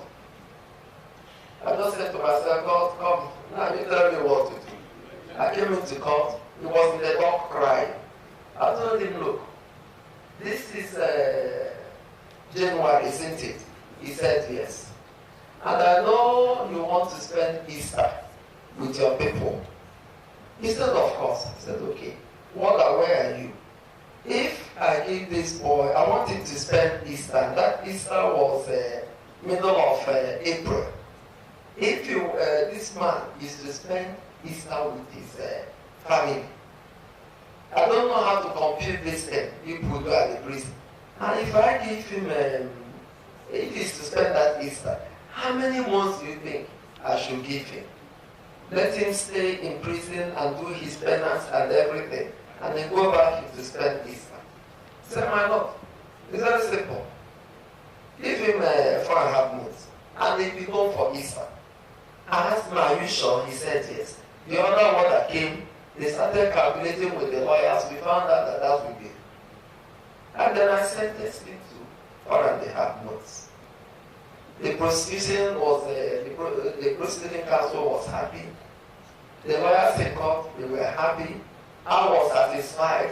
And my clerk was in here from where she was sitting. So that's exactly what happened. Thank you. The chairman, the presenter, my lords on the table, I'm Elizabeth Oshinoga, Ogun State High Court. I just want to share my experience in this plea bargaining, which I didn't know was plea bargaining at the time we did it. This happened in 2007. I had an EFCC matter before me, and upon arraignment, happily, and thanks be to God, the prosecuting state counsel is also a judge now. Now, he informed me then that the accused person had agreed to plead guilty to the offense of, because it is on information that he had agreed to plead to the offense of obtaining by false pretenses. And that because of that, they were going to drop the other counts. Then I said, I would adjourn and then hear them on another day. And I adjourned it for like 2 or 3 days, if I remember very well. Because I was just like a year old as a judge. So I went to my CJR. I said, I've never had this person coming to say that accused person has agreed to plead guilty, and they wanted to change it to an offense of obtaining by false pretenses, which is under criminal code. They have filed a charge under the EFCC Act. So my lord, the CJ then told me that that is what they call plea bargain. That it means that they have been able to get more facts from the accused person by agreeing to admit the offense, get a letter punishment, and then they can retrieve some items from him. And at the end of the day, after pleading guilty to that offense of obtaining by false pretenses, they withdrew the charge of, I've forgotten how they coined it, but it was like manipulation, because he used some other mystic means on the man, and they withdrew all that charge. And then after that, they now informed the court of all the things that had been seized from the man, which included about 3 properties, some cars, which also included a Hummer Jeep at that time, and all these items. And the prosecuting state counsel then that came all the way from Abuja, and my lord now, said that they were asking for the order of the court that these items be sold by the EFCC and the proceeds returned to the victim of the offense, because he had defrauded him of amount of up to over $500,000 then, and which I granted. So, but at that time, initially, I didn't know that that was what they refer to as plea bargaining. And I think it helps us, because not that the man eventually go out completely free. I just gave him an imprisonment of 1.5 years, in spite of the fact that they had retrieved all the items from him, which I ordered to be sold and proceeds given to the victim. Thank you, madam. a gathering like this to listen to an erudite presenter or resource person. You are either coming to learn or to expose your ignorance. I think in this case, we have really been very fatally fed with the depth of knowledge in this aspect of judicial practice. I'm not surprised that Professor Kevin delivered his talk. I wouldn't say his paper, I didn't see him with any paper. So I'm not surprised that he delivered his talk in such an eloquent and scholarly and sagacious manner. He has been like that all the time. And I will tell you, we have all been enriched in all aspects. Now, I don't want to do a little recap because we started by looking at case diversion. What are the alternatives to arrest, arraignment, prosecution, and conviction? How do we short circuit the whole process? And that leads us to an informal, practical approach. So, from what he told us, though not essentially codified, from the police station level to the court level, a lot of things can be done. And I will tell you, quite frankly, that at the level of the police station, we have this policy of refusing cases, which we classify as either civil, trivial, vexatious, frivolous, and so forth and so on. A lot of cases are thrown off at that. And quite recently, the issue of conflict resolution and mediation, have also gained currency in our practice. Be that as it may, we believe that this is something that will help the system, decongest the prisons, save money for the government, save us from the stress of long prosecutions and dissipation of energy. Now, at the level of the Ministry of Justice, yes, I also agree that a lot goes on there, especially when they find that there's no case, and then it may not be the issue of plea bargaining, but they get to write to us or to get in touch with the courts, and such matters are terminated at that point. Now, the crucial aspect is the aspect of when the matter gets to court. He has told us the various types of plea bargaining, plea discussion, negotiation, arrangement, agreement, and acceptance. All are woven around the word plea. And the discretion and powers of the prosecutor are clearly defined, stated, and what the accused can also utilize in such circumstances are stated. Because invariably, like he told us, it is the action and the outcome that constitute plea bargain. Of course, the types of plea bargain, the counts or charge type, offense type, sentence type, and so forth and so on. And then what the factors that determine or necessitate plea bargain: economic factors, health factors, expediency, and so forth and so on. Please, I will enjoy you to give him a round of applause for a paper very scholarly delivered. And honestly, like I said earlier, I'm not surprised. And we gained a lot from him. I wish to thank all of you for the way you've listened with rapt attention. I could observe that every person was very, very attentive, very keen, very active, there was never a dull moment.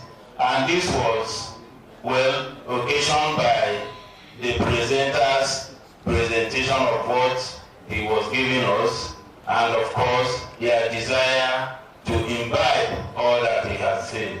Thank you so much, my lords, and God bless you. That period he marked for review of today's work is when you used to prepare for it. Because by 9:30 we will start our normal lectures and you'll be required to present it in between the lectures. Is that clear, my lords? Please. If you're not sure, the list is here again. The grouping on restitution measures, you think if a court uses this, they will achieve that. About, oh, this is retribution. 3 measures that will lead to retribution. Another one that will lead to deterrence. Another one that... Thank you.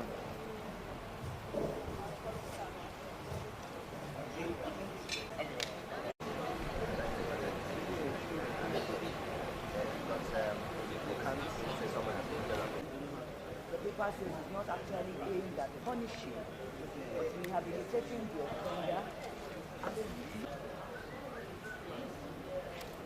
of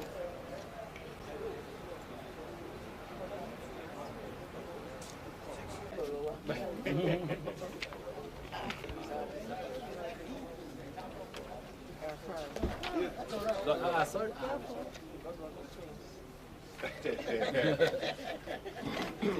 Yes. Subject to individual views, it appears that they may be interchangeable. Just by way of initially I used the law under the law of damages and so on and so forth. They appear to me one and the same thing. So it's just a way of, and then they define it as the law, which is criminal law, that you now restore protest. It appears that for what has been said about this restorative system, they seem to think the victim, the person, of our society, the defendant himself, also has to be. yes,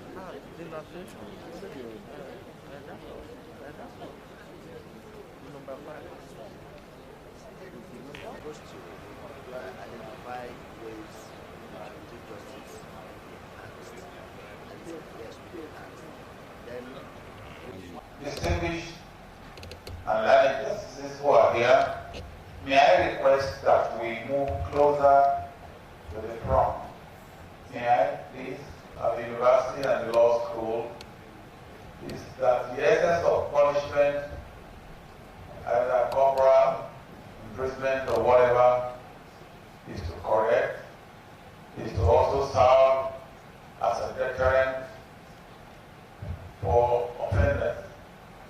But in other jurisdictions, particularly in the United States of America, in Australia, and some other countries of the world, punishments have been given different connotations, applications, and in many ways beneficial to the society. That is why we now have this idea of ADR in criminal jurisprudence. I was really excited to know that our lecturer this morning has been in that area of practice for 30 years. And that to me is an opportunity for me to learn and for many of us to pick new ideas. Let me yield ground to the speaker, to the lecturer, so that we can hear direct from him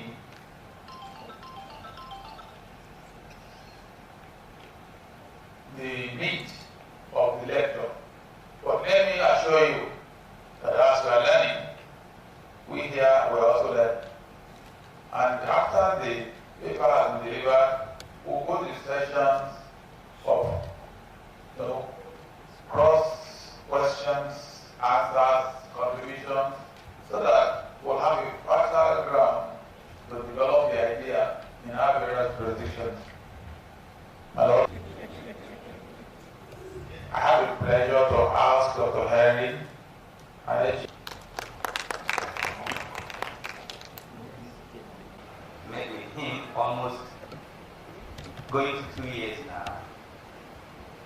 advertisement I read on the paper that there's a workshop in criminal justice reforms, and listed some of the things that will be in that workshop that included ADR, fast tracking of cases, case diversion measures, non-custodial options, incarceration. I picked up the phone and called the number there, and somebody answered me as if I am to be a participant. But I rather said, no, I think I've been looking for an opportunity to contribute since I came back from the States, that I want to be a resource person. So I left a message, and they got the message to him, and he called me, and we met, and since then, he has incorporated me in these workshops. And I'm forever very grateful to him. Thank you so much. He has a good heart and a large heart, because having lived and studied in the US for 30 years, I had a bachelor's in administration of justice, and before my law degree. And I worked with the Texas Department of Criminal Justice, Probation and Parole Department for so many years. Rose to the rank of senior regional case manager. So I've been able to practically know how the system works, and it's always very grateful to share with my lords so that our country will move on better. Now, my job is simple, which is to explain how the system works in the United States and some other jurisdictions, even South Africa, Europe, Canada. They are coming on board, and simply because there is a United Nations minimum standard rules for the administration of justice, criminal justice, and particularly for non-custodial measures, called the Tokyo Rules in 1990. So many countries have been trying to domesticate so that they will follow the international best practice. And I'm glad that in Nigeria we are doing that.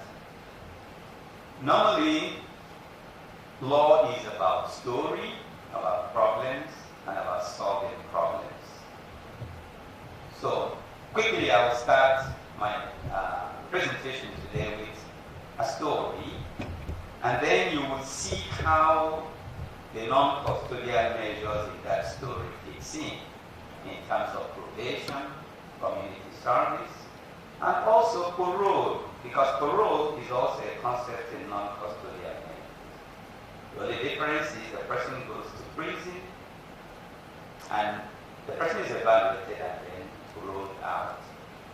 And it works within the United Nations minimum standard rules to lessen the prisonization of offenders. Now the story is that, while practicing law in the US, I was a Nigerian family. The man is a medical doctor of repute, as a matter of fact, a nephrologist. The wife has PhD in nursing. Very good, upright family, Nigerians. They have a son.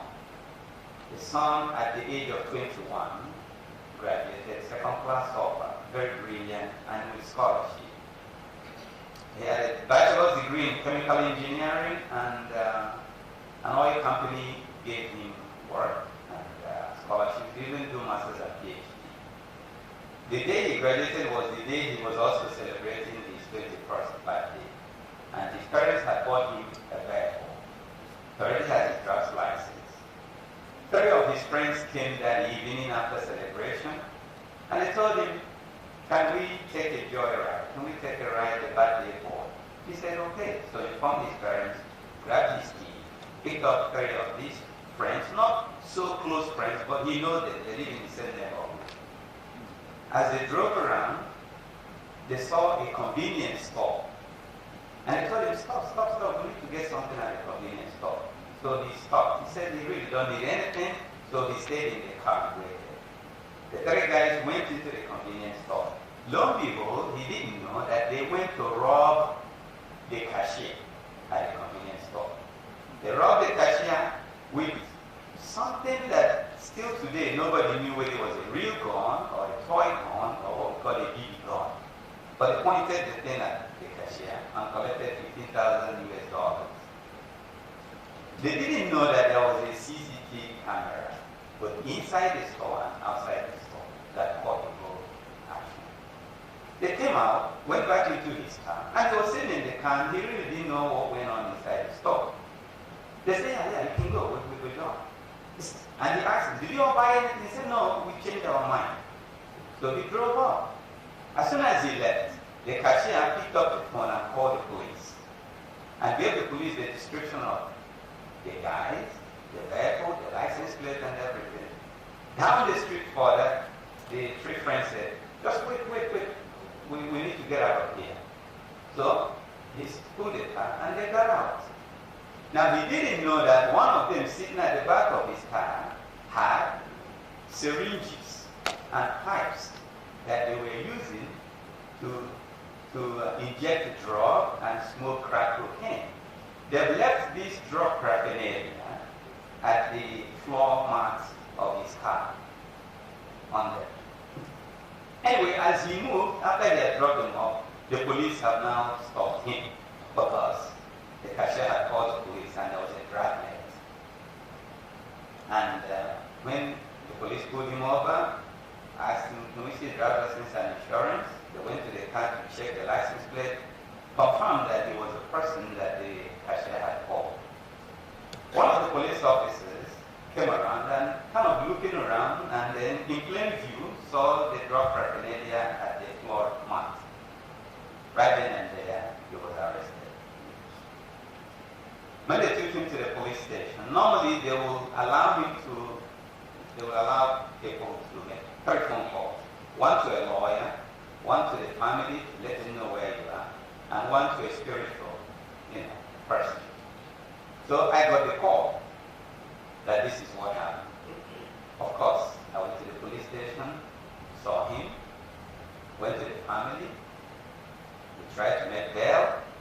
They couldn't arrange bail that night, couldn't get him out that night, so we allowed him to sleep in the detention. The next morning, then we started the process. Let me get directly to where it concerns non-custodial.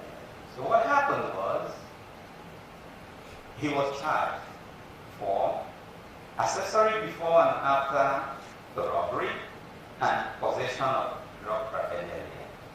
The drug paraphernalia was going to get him 9 months prison sentence. Accessory before and after aggravated robbery would have given him 3 to 5 years prison sentence. But I and my partner in my law office went to the IPO and then to the prosecutor and informed them that this kid came from a very good upright family, had never committed any crime before, a graduate, second class or has bright future, that he doesn't do drugs, that we could have him be subjected to drug analysis test and psychological evaluation. And also found out that because some of his friends were with him, that they were involved in this drug paraphernalia possession and also robbing the convenience store. So we now went to try to make a plea bargain, a deal. The deal was, the prosecutor, can you drop the accessory before and after the aggravated robbery, because it's going to get him 3 to 5 years. He can plead guilty for the possession of drug paraphernalia, which will be for 9 months in prison. But can we get that sentence probated? Can he get probation for it? Now, what will happen is he's going to cooperate with the prosecutors to route out these 3 of his friends and testify against them. And then Can we also get what we call deferred adjudication? Because that's a good future. Truly, he didn't participate in these things. It was just that he was with bad friends that were committing offenses. He really didn't even know. So looking at the whole scenario, the prosecutor agreed. And when we went to court, then he pleaded guilty to the possession of drug paraphernalia. The prosecutor dropped the aggravated accessory before and after the robbery. He cooperated. His three friends were arrested. He testified against them. They were convicted. And then they gave him conditions of the probation. And he completed it in 9 months successfully. We went back to court, and the whole thing under deferred adjudication was scrapped out of his record. So he now went about his life without having a criminal conviction that would have created a problem for him. Now that is the story that I want to use to begin to tell you how non-custodial measures can work. And I'm sure, my lords, you all have probably come across this type of situations in your practice for some time. So now, probation, parole, and community service, how does it work? Using a situation like this that I have explained to you, normally when an offender comes into the criminal justice system, if the offender knows that I can get a lighter sentence if I admit what I did, and probably probation or community service, the offender is much likely to cooperate, come forward, show remorse, and then that is the plea bargain that the defense counsel will now work out with the prosecutor. So what happens is, in the courts, normally in the US, they usually have what is called the Board of Pardons, Parole, Probation, and Community Service. So there are conditions for who qualifies to be on probation. It's not everybody. So normally, first-time offenders, non-aggravated offenses, and those that have shown remorse. Because in US, they look at an offender as a possible person that can be reformed. They always say that a mind is a terrible thing to waste. So they look at the criminal justice system from the angle of treatment, rehabilitation, reformation. And so what they do, whatever that is possible and necessary to get an offender to change his or her way. The thinking is, if you send the person to prison on a small, probably non-aggravated offense, before the person comes out, they would have learned more tricks while in prison. So the less prisonization that an offender is exposed, the better for the community. So what happens is, in the courts, when the deal has been struck between the defense lawyer and the prosecutor, as probation is going to be the option. And probation is what? It is a suspension of the sentence in non-custodial measure, which means the person is not in prison, but doesn't have the circumstances surrounding the offense. Then you don't use drugs and alcohol again. Who will monitor you on a monthly basis. You are going to report to this probation, you announced or unannounced, at your home addiction. You must notify the probation officer and get permission from the probation officer. And at that, the probation officer will need to know where you are going, how long you're going to be gone, how you'll be contacted in case there's an emergency. So in a situation like that, you just don't go wild and say because you're not in prison, then you're on your own and then you do whatever you want. comes with what we call probation revocation. It's a month, as you're supposed to do, and he subjects you to, and they run a urine test, and it comes out positive that there is some controlled substance found in the urine. Then the probation officer has a discussion and recommend for revocation. Now, depending on the circumstance, because you may need to find out the circumstance, one of the crime that you attend the psychotherapy, counseling. Youngsters, I had a case one time, the mother of this alcohol during pregnancy. So the young, and nobody paid attention. He grew up having the drug at 10, 14, 15. He was stealing, picking things when he can't get money. Up to the age of 18, 19, he became a kleptomaniac. When he passes, things get lost. And then he was arrested at one time. Comes out, the problem is still there. He will steal again. He will do it again.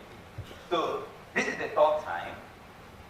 And then I happened to represent him for this third time. So I went to court and asked my Lord to please recommend for a psychological and psychiatric evaluation on this youngster. Let's see if we can find out why psychiatric evaluation. We found out that he has a history of drug. And the prosecutor suggested to the judge that rather than sending him back to prison, the 1 year or 2 years, 2 years, residential in-house. So that will take care of the underlying reasons why he was committing the crime. If after 1 year or 2 years and he comes out and he's treated and he's not addicted to the reason why he was committing the crime, was rehabilitation, treatment, health problems, for which they really haven't gone wild, but they are mentally challenged and they commit a crime. If there is no that's making matters worse, a situation like that, the person can be put on probation, and one of the conditions is that the person must attend psychiatric or psychological or psychotherapeutic as a part of.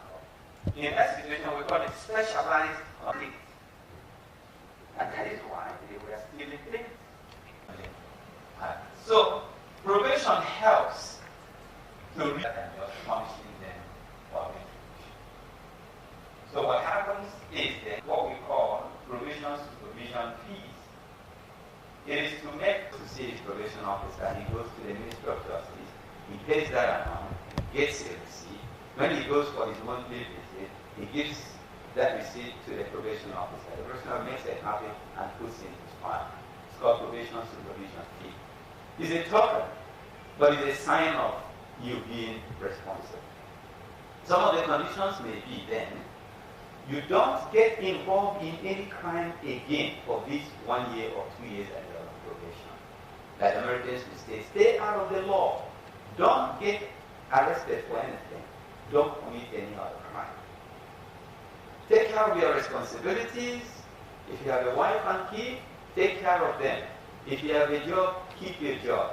If you don't have a job, the probation officer can help you get into, let's say, skill acquisition or some kind of program. You know, the probation officers are like case workers. They are like social workers. Because the criminal justice system now is becoming a marriage of different institutions to get things done. It's not just longer just the lawyers and the judiciary only. So there is a coming together of different other institutions to make these things work. Then the next one is parole. Parole is also non-custodial. But in the instance, it is custodial. Somebody gets a 2-year prison sentence. And they probably pleaded guilty. And even if it was through trial, but while they are serving that 2 years in prison, they have shown remorse. They have become model prisoners. Some become born again, some change, some even people like Mike Tyson. He was in prison, that he changed, and then discovered himself that he's good in boxing, and from there, you know, Muhammad Ali was in prison, that he converted, his name was Titus Player, he had gone to prison, that's when he saw the light, became a Muslim, and then was very dear to the religion, and then he was able to come out. And while in prison, some people can feel remorse, atone, and become model prisoners. If they are model prisoners, there is no need for them to stay there and serve the whole term. So they can apply for parole to be paroled out. Record is kept in the prison of their activities. And the judiciary under the parole board now meets with them, interview them, look at the records, and determine suitability of their being paroled out. And paroled out means you've been sentenced for two years, you've been in prison for 1 year, and you've really shown good model. So they bring you out, the remaining 1 year, you finish it in the community under parole supervision. So a parole officer will also be appointed, just like in probation. And you still have conditions of parole, depending on the circumstance surrounding the case, surrounding the crime. They will create conditions of parole for you. Now, between the probation and the parole, upon successful completion, you come back to the court with your probation officer or your parole officer with a recommendation to the court for the matter to be officially discharged. So what it means is, in any court, when somebody gets probation, that court still have a hold on that case. The file still stays in that court because the person have not been done officially. Because if the probation needs to be revoked by the probation officer, he will write a revocation request, and then he will come back to the court. So the person, the prosecutor, the defense lawyer, the probation officer, everybody will appear before the judge. And the judge, having gone through and looked, will now revoke the probation, and then of course, the probationer goes to prison to serve the remaining time left on the sentence. As you know, it was a 2-year sentence. He was on probation for 1 year. He did well. Going into the second year, he messed up badly, and the probation was revoked. He's brought back into the court. Then that judge will still be the one, because that judge is the one that knows the case better. The prosecutor, that court knows the case better. So they will now send the person to prison to serve the remaining 1 year of that sentence. So that is a little bit of the way it works. Now, for community service, which is also non-custodial, are different ways to sanction an offender after conviction short of going to prison. It makes many offenders feel humble, to feel remorse, and to change their behavior. Just like probation, if somebody is convicted, sentenced 6 months, 9 months, instead of that person going to prison, depending on the circumstance of the case and the history of that person, the person may be recommended to, you see that church over there in that neighborhood, you will be sweeping that church every Saturday. So every Saturday for the next 6 months, you go there and you help whoever that, you help them sweep that church. You see that mosque over there? Listen, you see that orphanage, that motherless baby's home? Every Saturday for 6 months, you go there and you work with the people there for 8 hours. There will be a monitoring system to check.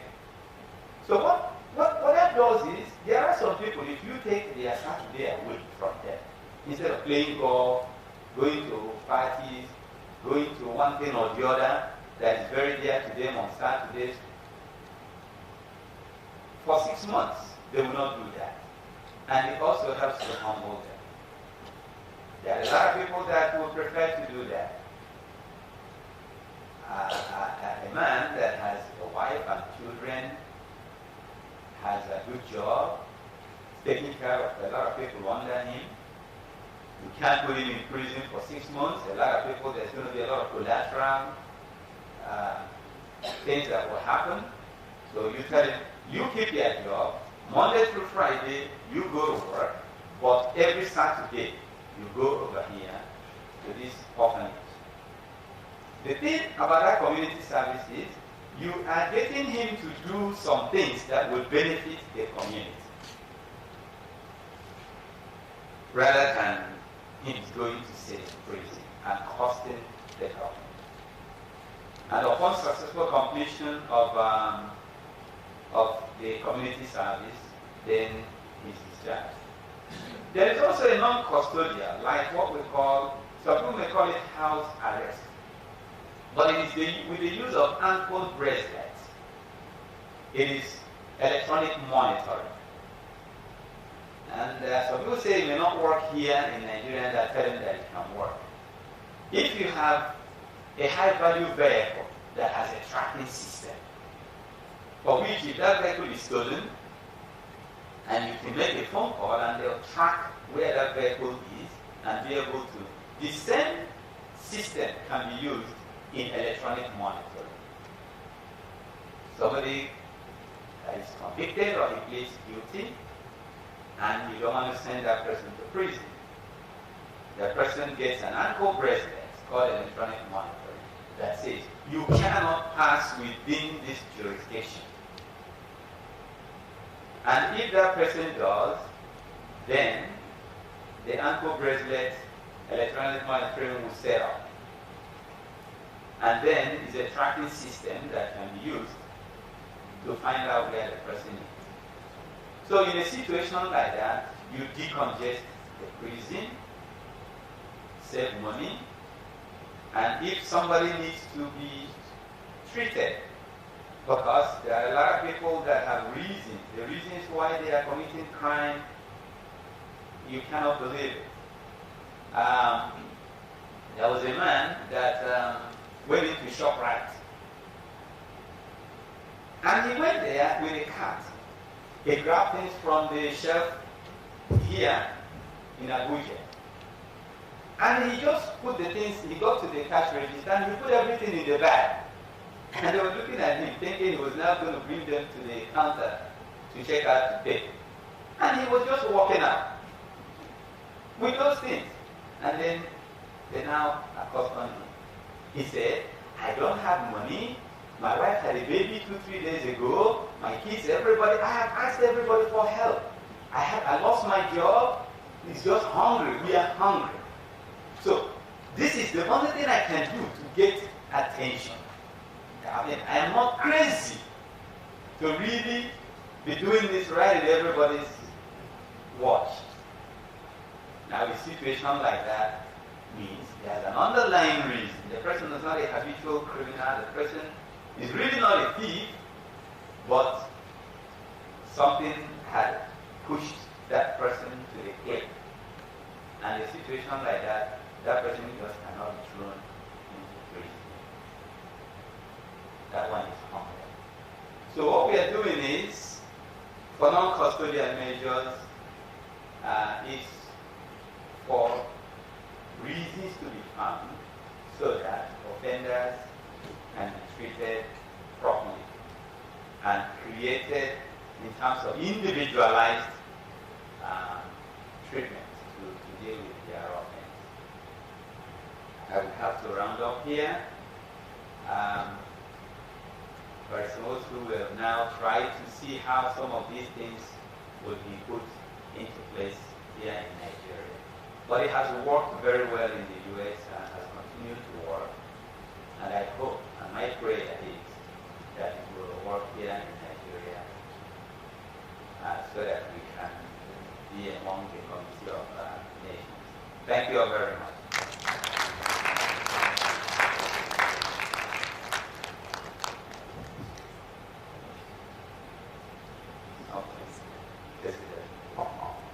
Can you take your seat, please? You recall I said at the beginning that we are privileged to be introduced to the practice in some other jurisdictions other than our own familiar terrain of sentencing to prison, let him rot there, let him spend his whole life, so that others can learn.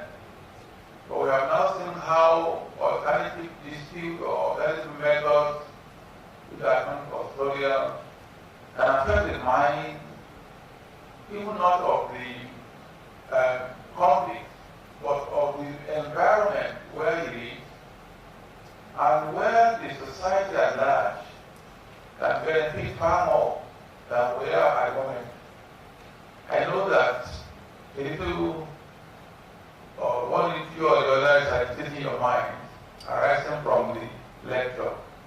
I think we have about 10 minutes to open up to asking questions.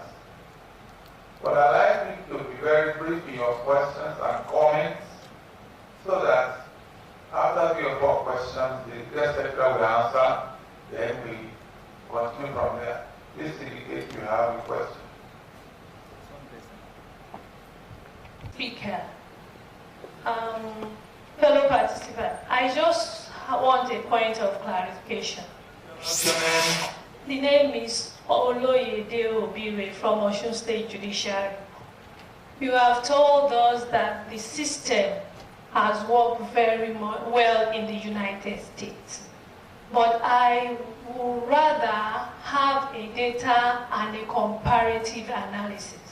Even if the United States is using parole and non-custodial treatment now, I know that we all started from the same ground, a level ground. There was a period in time when United States was leaned heavily. So a period when the United States leaned heavily on custodial punishment. But now they are gradually moving away. I wish we could have a historical and a comparative analysis. What was the crime rate then? What is the crime rate now? What is the crime rate in the United States of America compared with the crime rate in Nigeria? Thank you very much. I'm Alaya Chile from Kogi State Judiciary. I want to really appreciate the speaker for the very thought-provoking lecture that he has just given. My observation is that since Monday, we've been treated to quite some dynamic measures to move the criminal justice system in this country forward. Some of these ideas, we've been hearing them for a very long time. And one conclusion I want to draw is the fact that it appears we are agreeing that our current criminal justice system is getting outdated, and there is the need to move forward. So my concern now is, and perhaps I put it in the form of a question. So now that we have appreciated this, what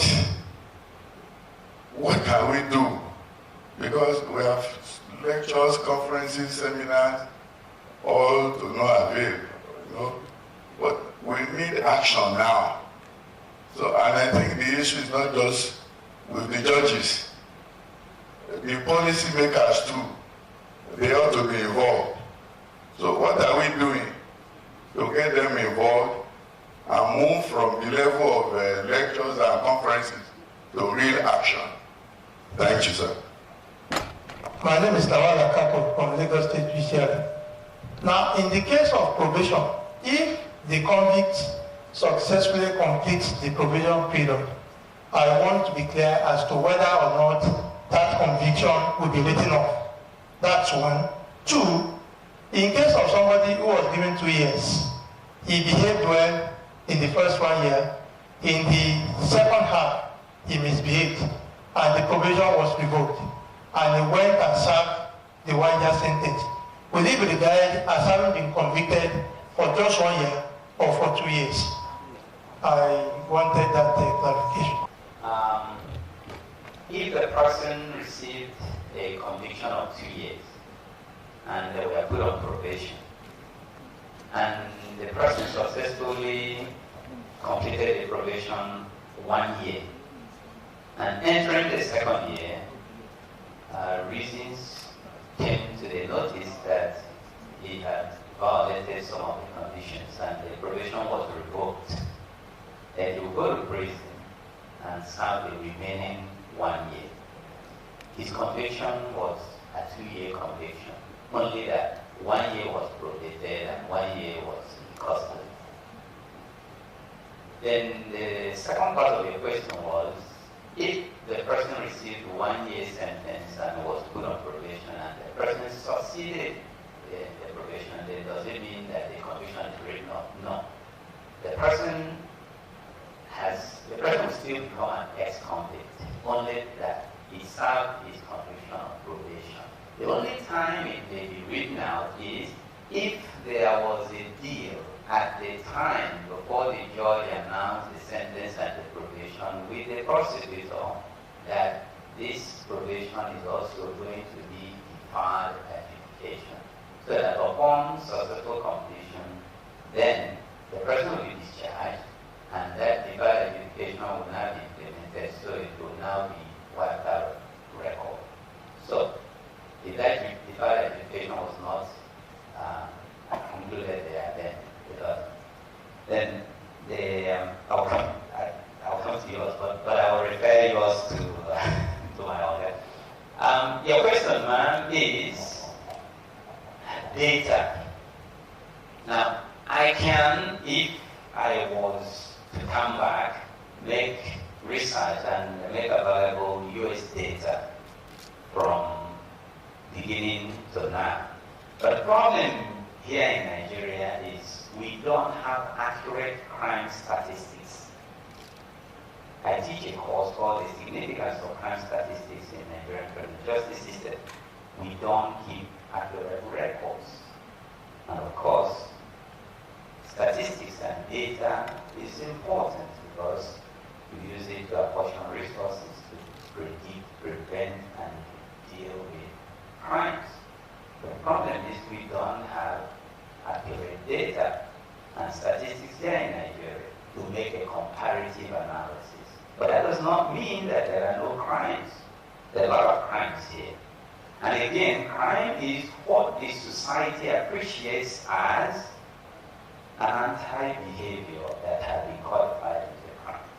And a lot of people understanding their rights. So that's the thing. So as we move towards the question that we asked, there are a lot of things that we need to put in place in terms of keeping accurate data here in Nigeria. But if it is in the US, yes, that statistics is there. And it can be compiled. Thanks. Any more questions? We're all embracing system. It's not just a statutory performance of functions. Here, we have criminal investigator who give evidence in trials, and we have a judge who sits to listen in the acquisitorial system and give judgment according to his understanding and in accordance with the law. But from the narratives of Henry, you will see that it's a system that starts from before the man commits the crime, at the time he committed the crime, at the time he stands trial, after conviction, and then the punishment aspect. You find that, as I said, it's an all-encompassing system involving psychologists, psychotherapists, psychiatrists, criminologists, and all sorts of traits, including police and prison officials. The Administration of Criminal Justice Bill that has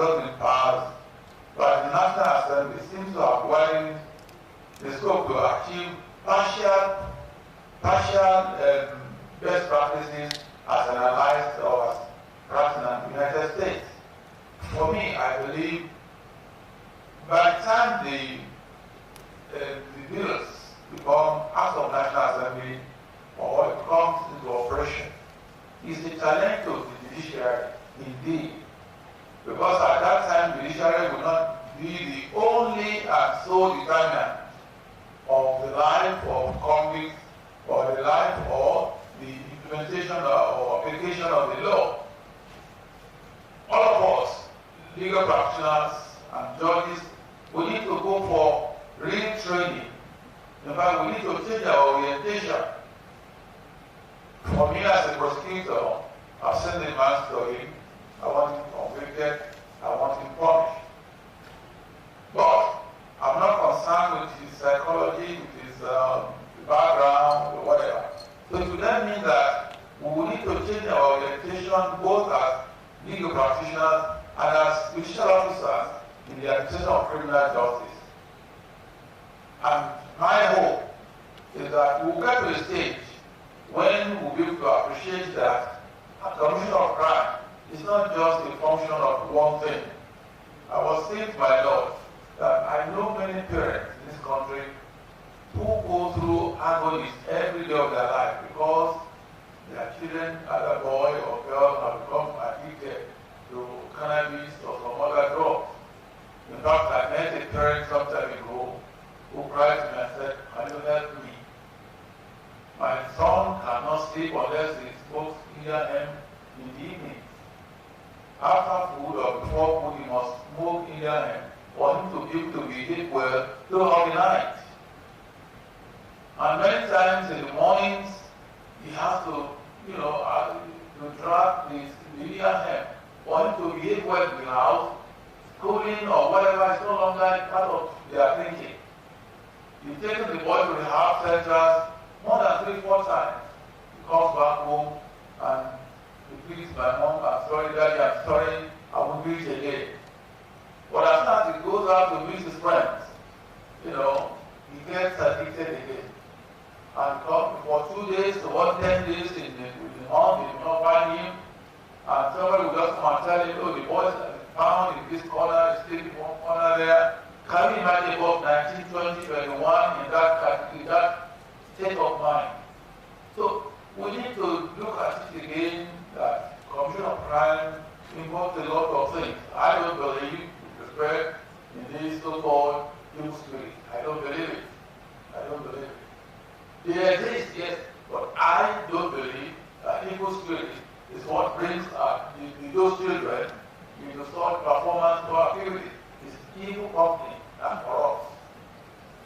So, I may be wrong, but that's my view. Now, I'll call on the main man who, Mr. Osu, who has anchored this program. Don't go yet. They may have a question for you. You never know. They want to give this ground to his boss. No, they have to answer their questions. Mr. Osu, over to you.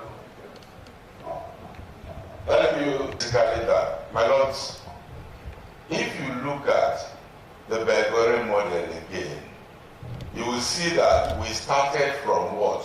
Pre-crime to post-conviction. The criminal justice system is a system, so we cannot take it in isolation anymore. A lot of the problems we have is the fact that over time we had segregated the different levels as if they were watertight compartments. And some of the worries my lords may entertain, my lord, I need to assure you, you need not to. They are not your headache. You need to understand them. Nobody is converting you, a judge, now to a psychologist or a psychotherapist or a neuropsychologist. No. There are a lot of the other aspects of criminal justice system that you throw to the experts. It is not your duty to detoxify the drug addict, but if you understand that it helps you in the sort of measures you recommend, It is not also your duty to discuss with the parents to know whether the person should be subjected to a particular measure. So I think that is what is important. This multidisciplinary approach, my lords, is the new challenge for us. But I'm happy that the chairman also emphasized that fact, the need for training. And that's why I told you from day one, my lord, that this is not a conference, it's meant to be a training. In fact, we are being challenged if we were to go into the nitty-gritty of the Gregorian model. I assure you most of the issues will be something we just walk over. We are not even doing the deeper training on this. So, my lord asked a question about moving forward. That's the purpose of our session from 2 p.m. And so we'll address most of those issues of moving forward. What can we do? What can we not do? Then finally, on the issue of whether the breach of a probation or breach of a parole is a cancellation of a conviction, on whether the satisfactory performance is a cancellation of conviction, we have our own robust provisions in our laws. I repeat, whether default is non-conviction or conviction, what happens to you if you satisfactorily perform your probation orders? They are all there in our laws. And so I want to encourage you that after tea break, please come with your CPA and your penal code. And if you're from the north, if you can lay a copy on it, you know I told you about the probation of offenders law, Cap 101, laws of Northern Nigeria, 1957. If you don't have it, we will use the CPA. It's almost the same thing with the law in the north. So after tea break, we'll take a step-by-step discussion on what he said happens in America, how it can happen in Nigeria, under our penal code, our CPA, our CPC. You don't need to wait a day longer.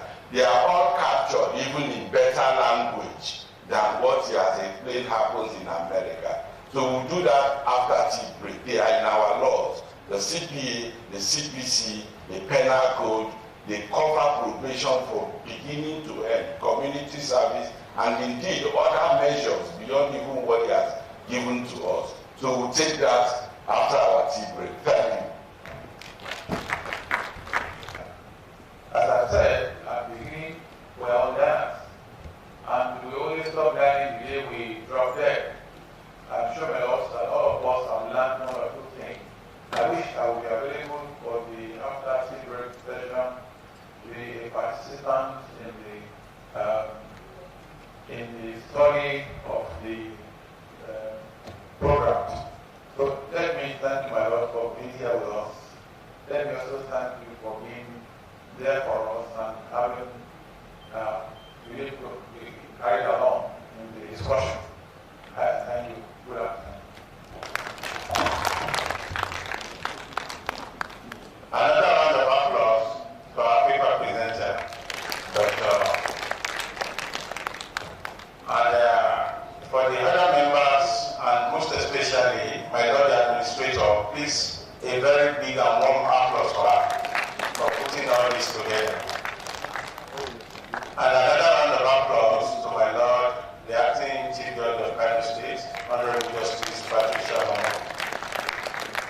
And it is on this note that we're going on tea break. The tea break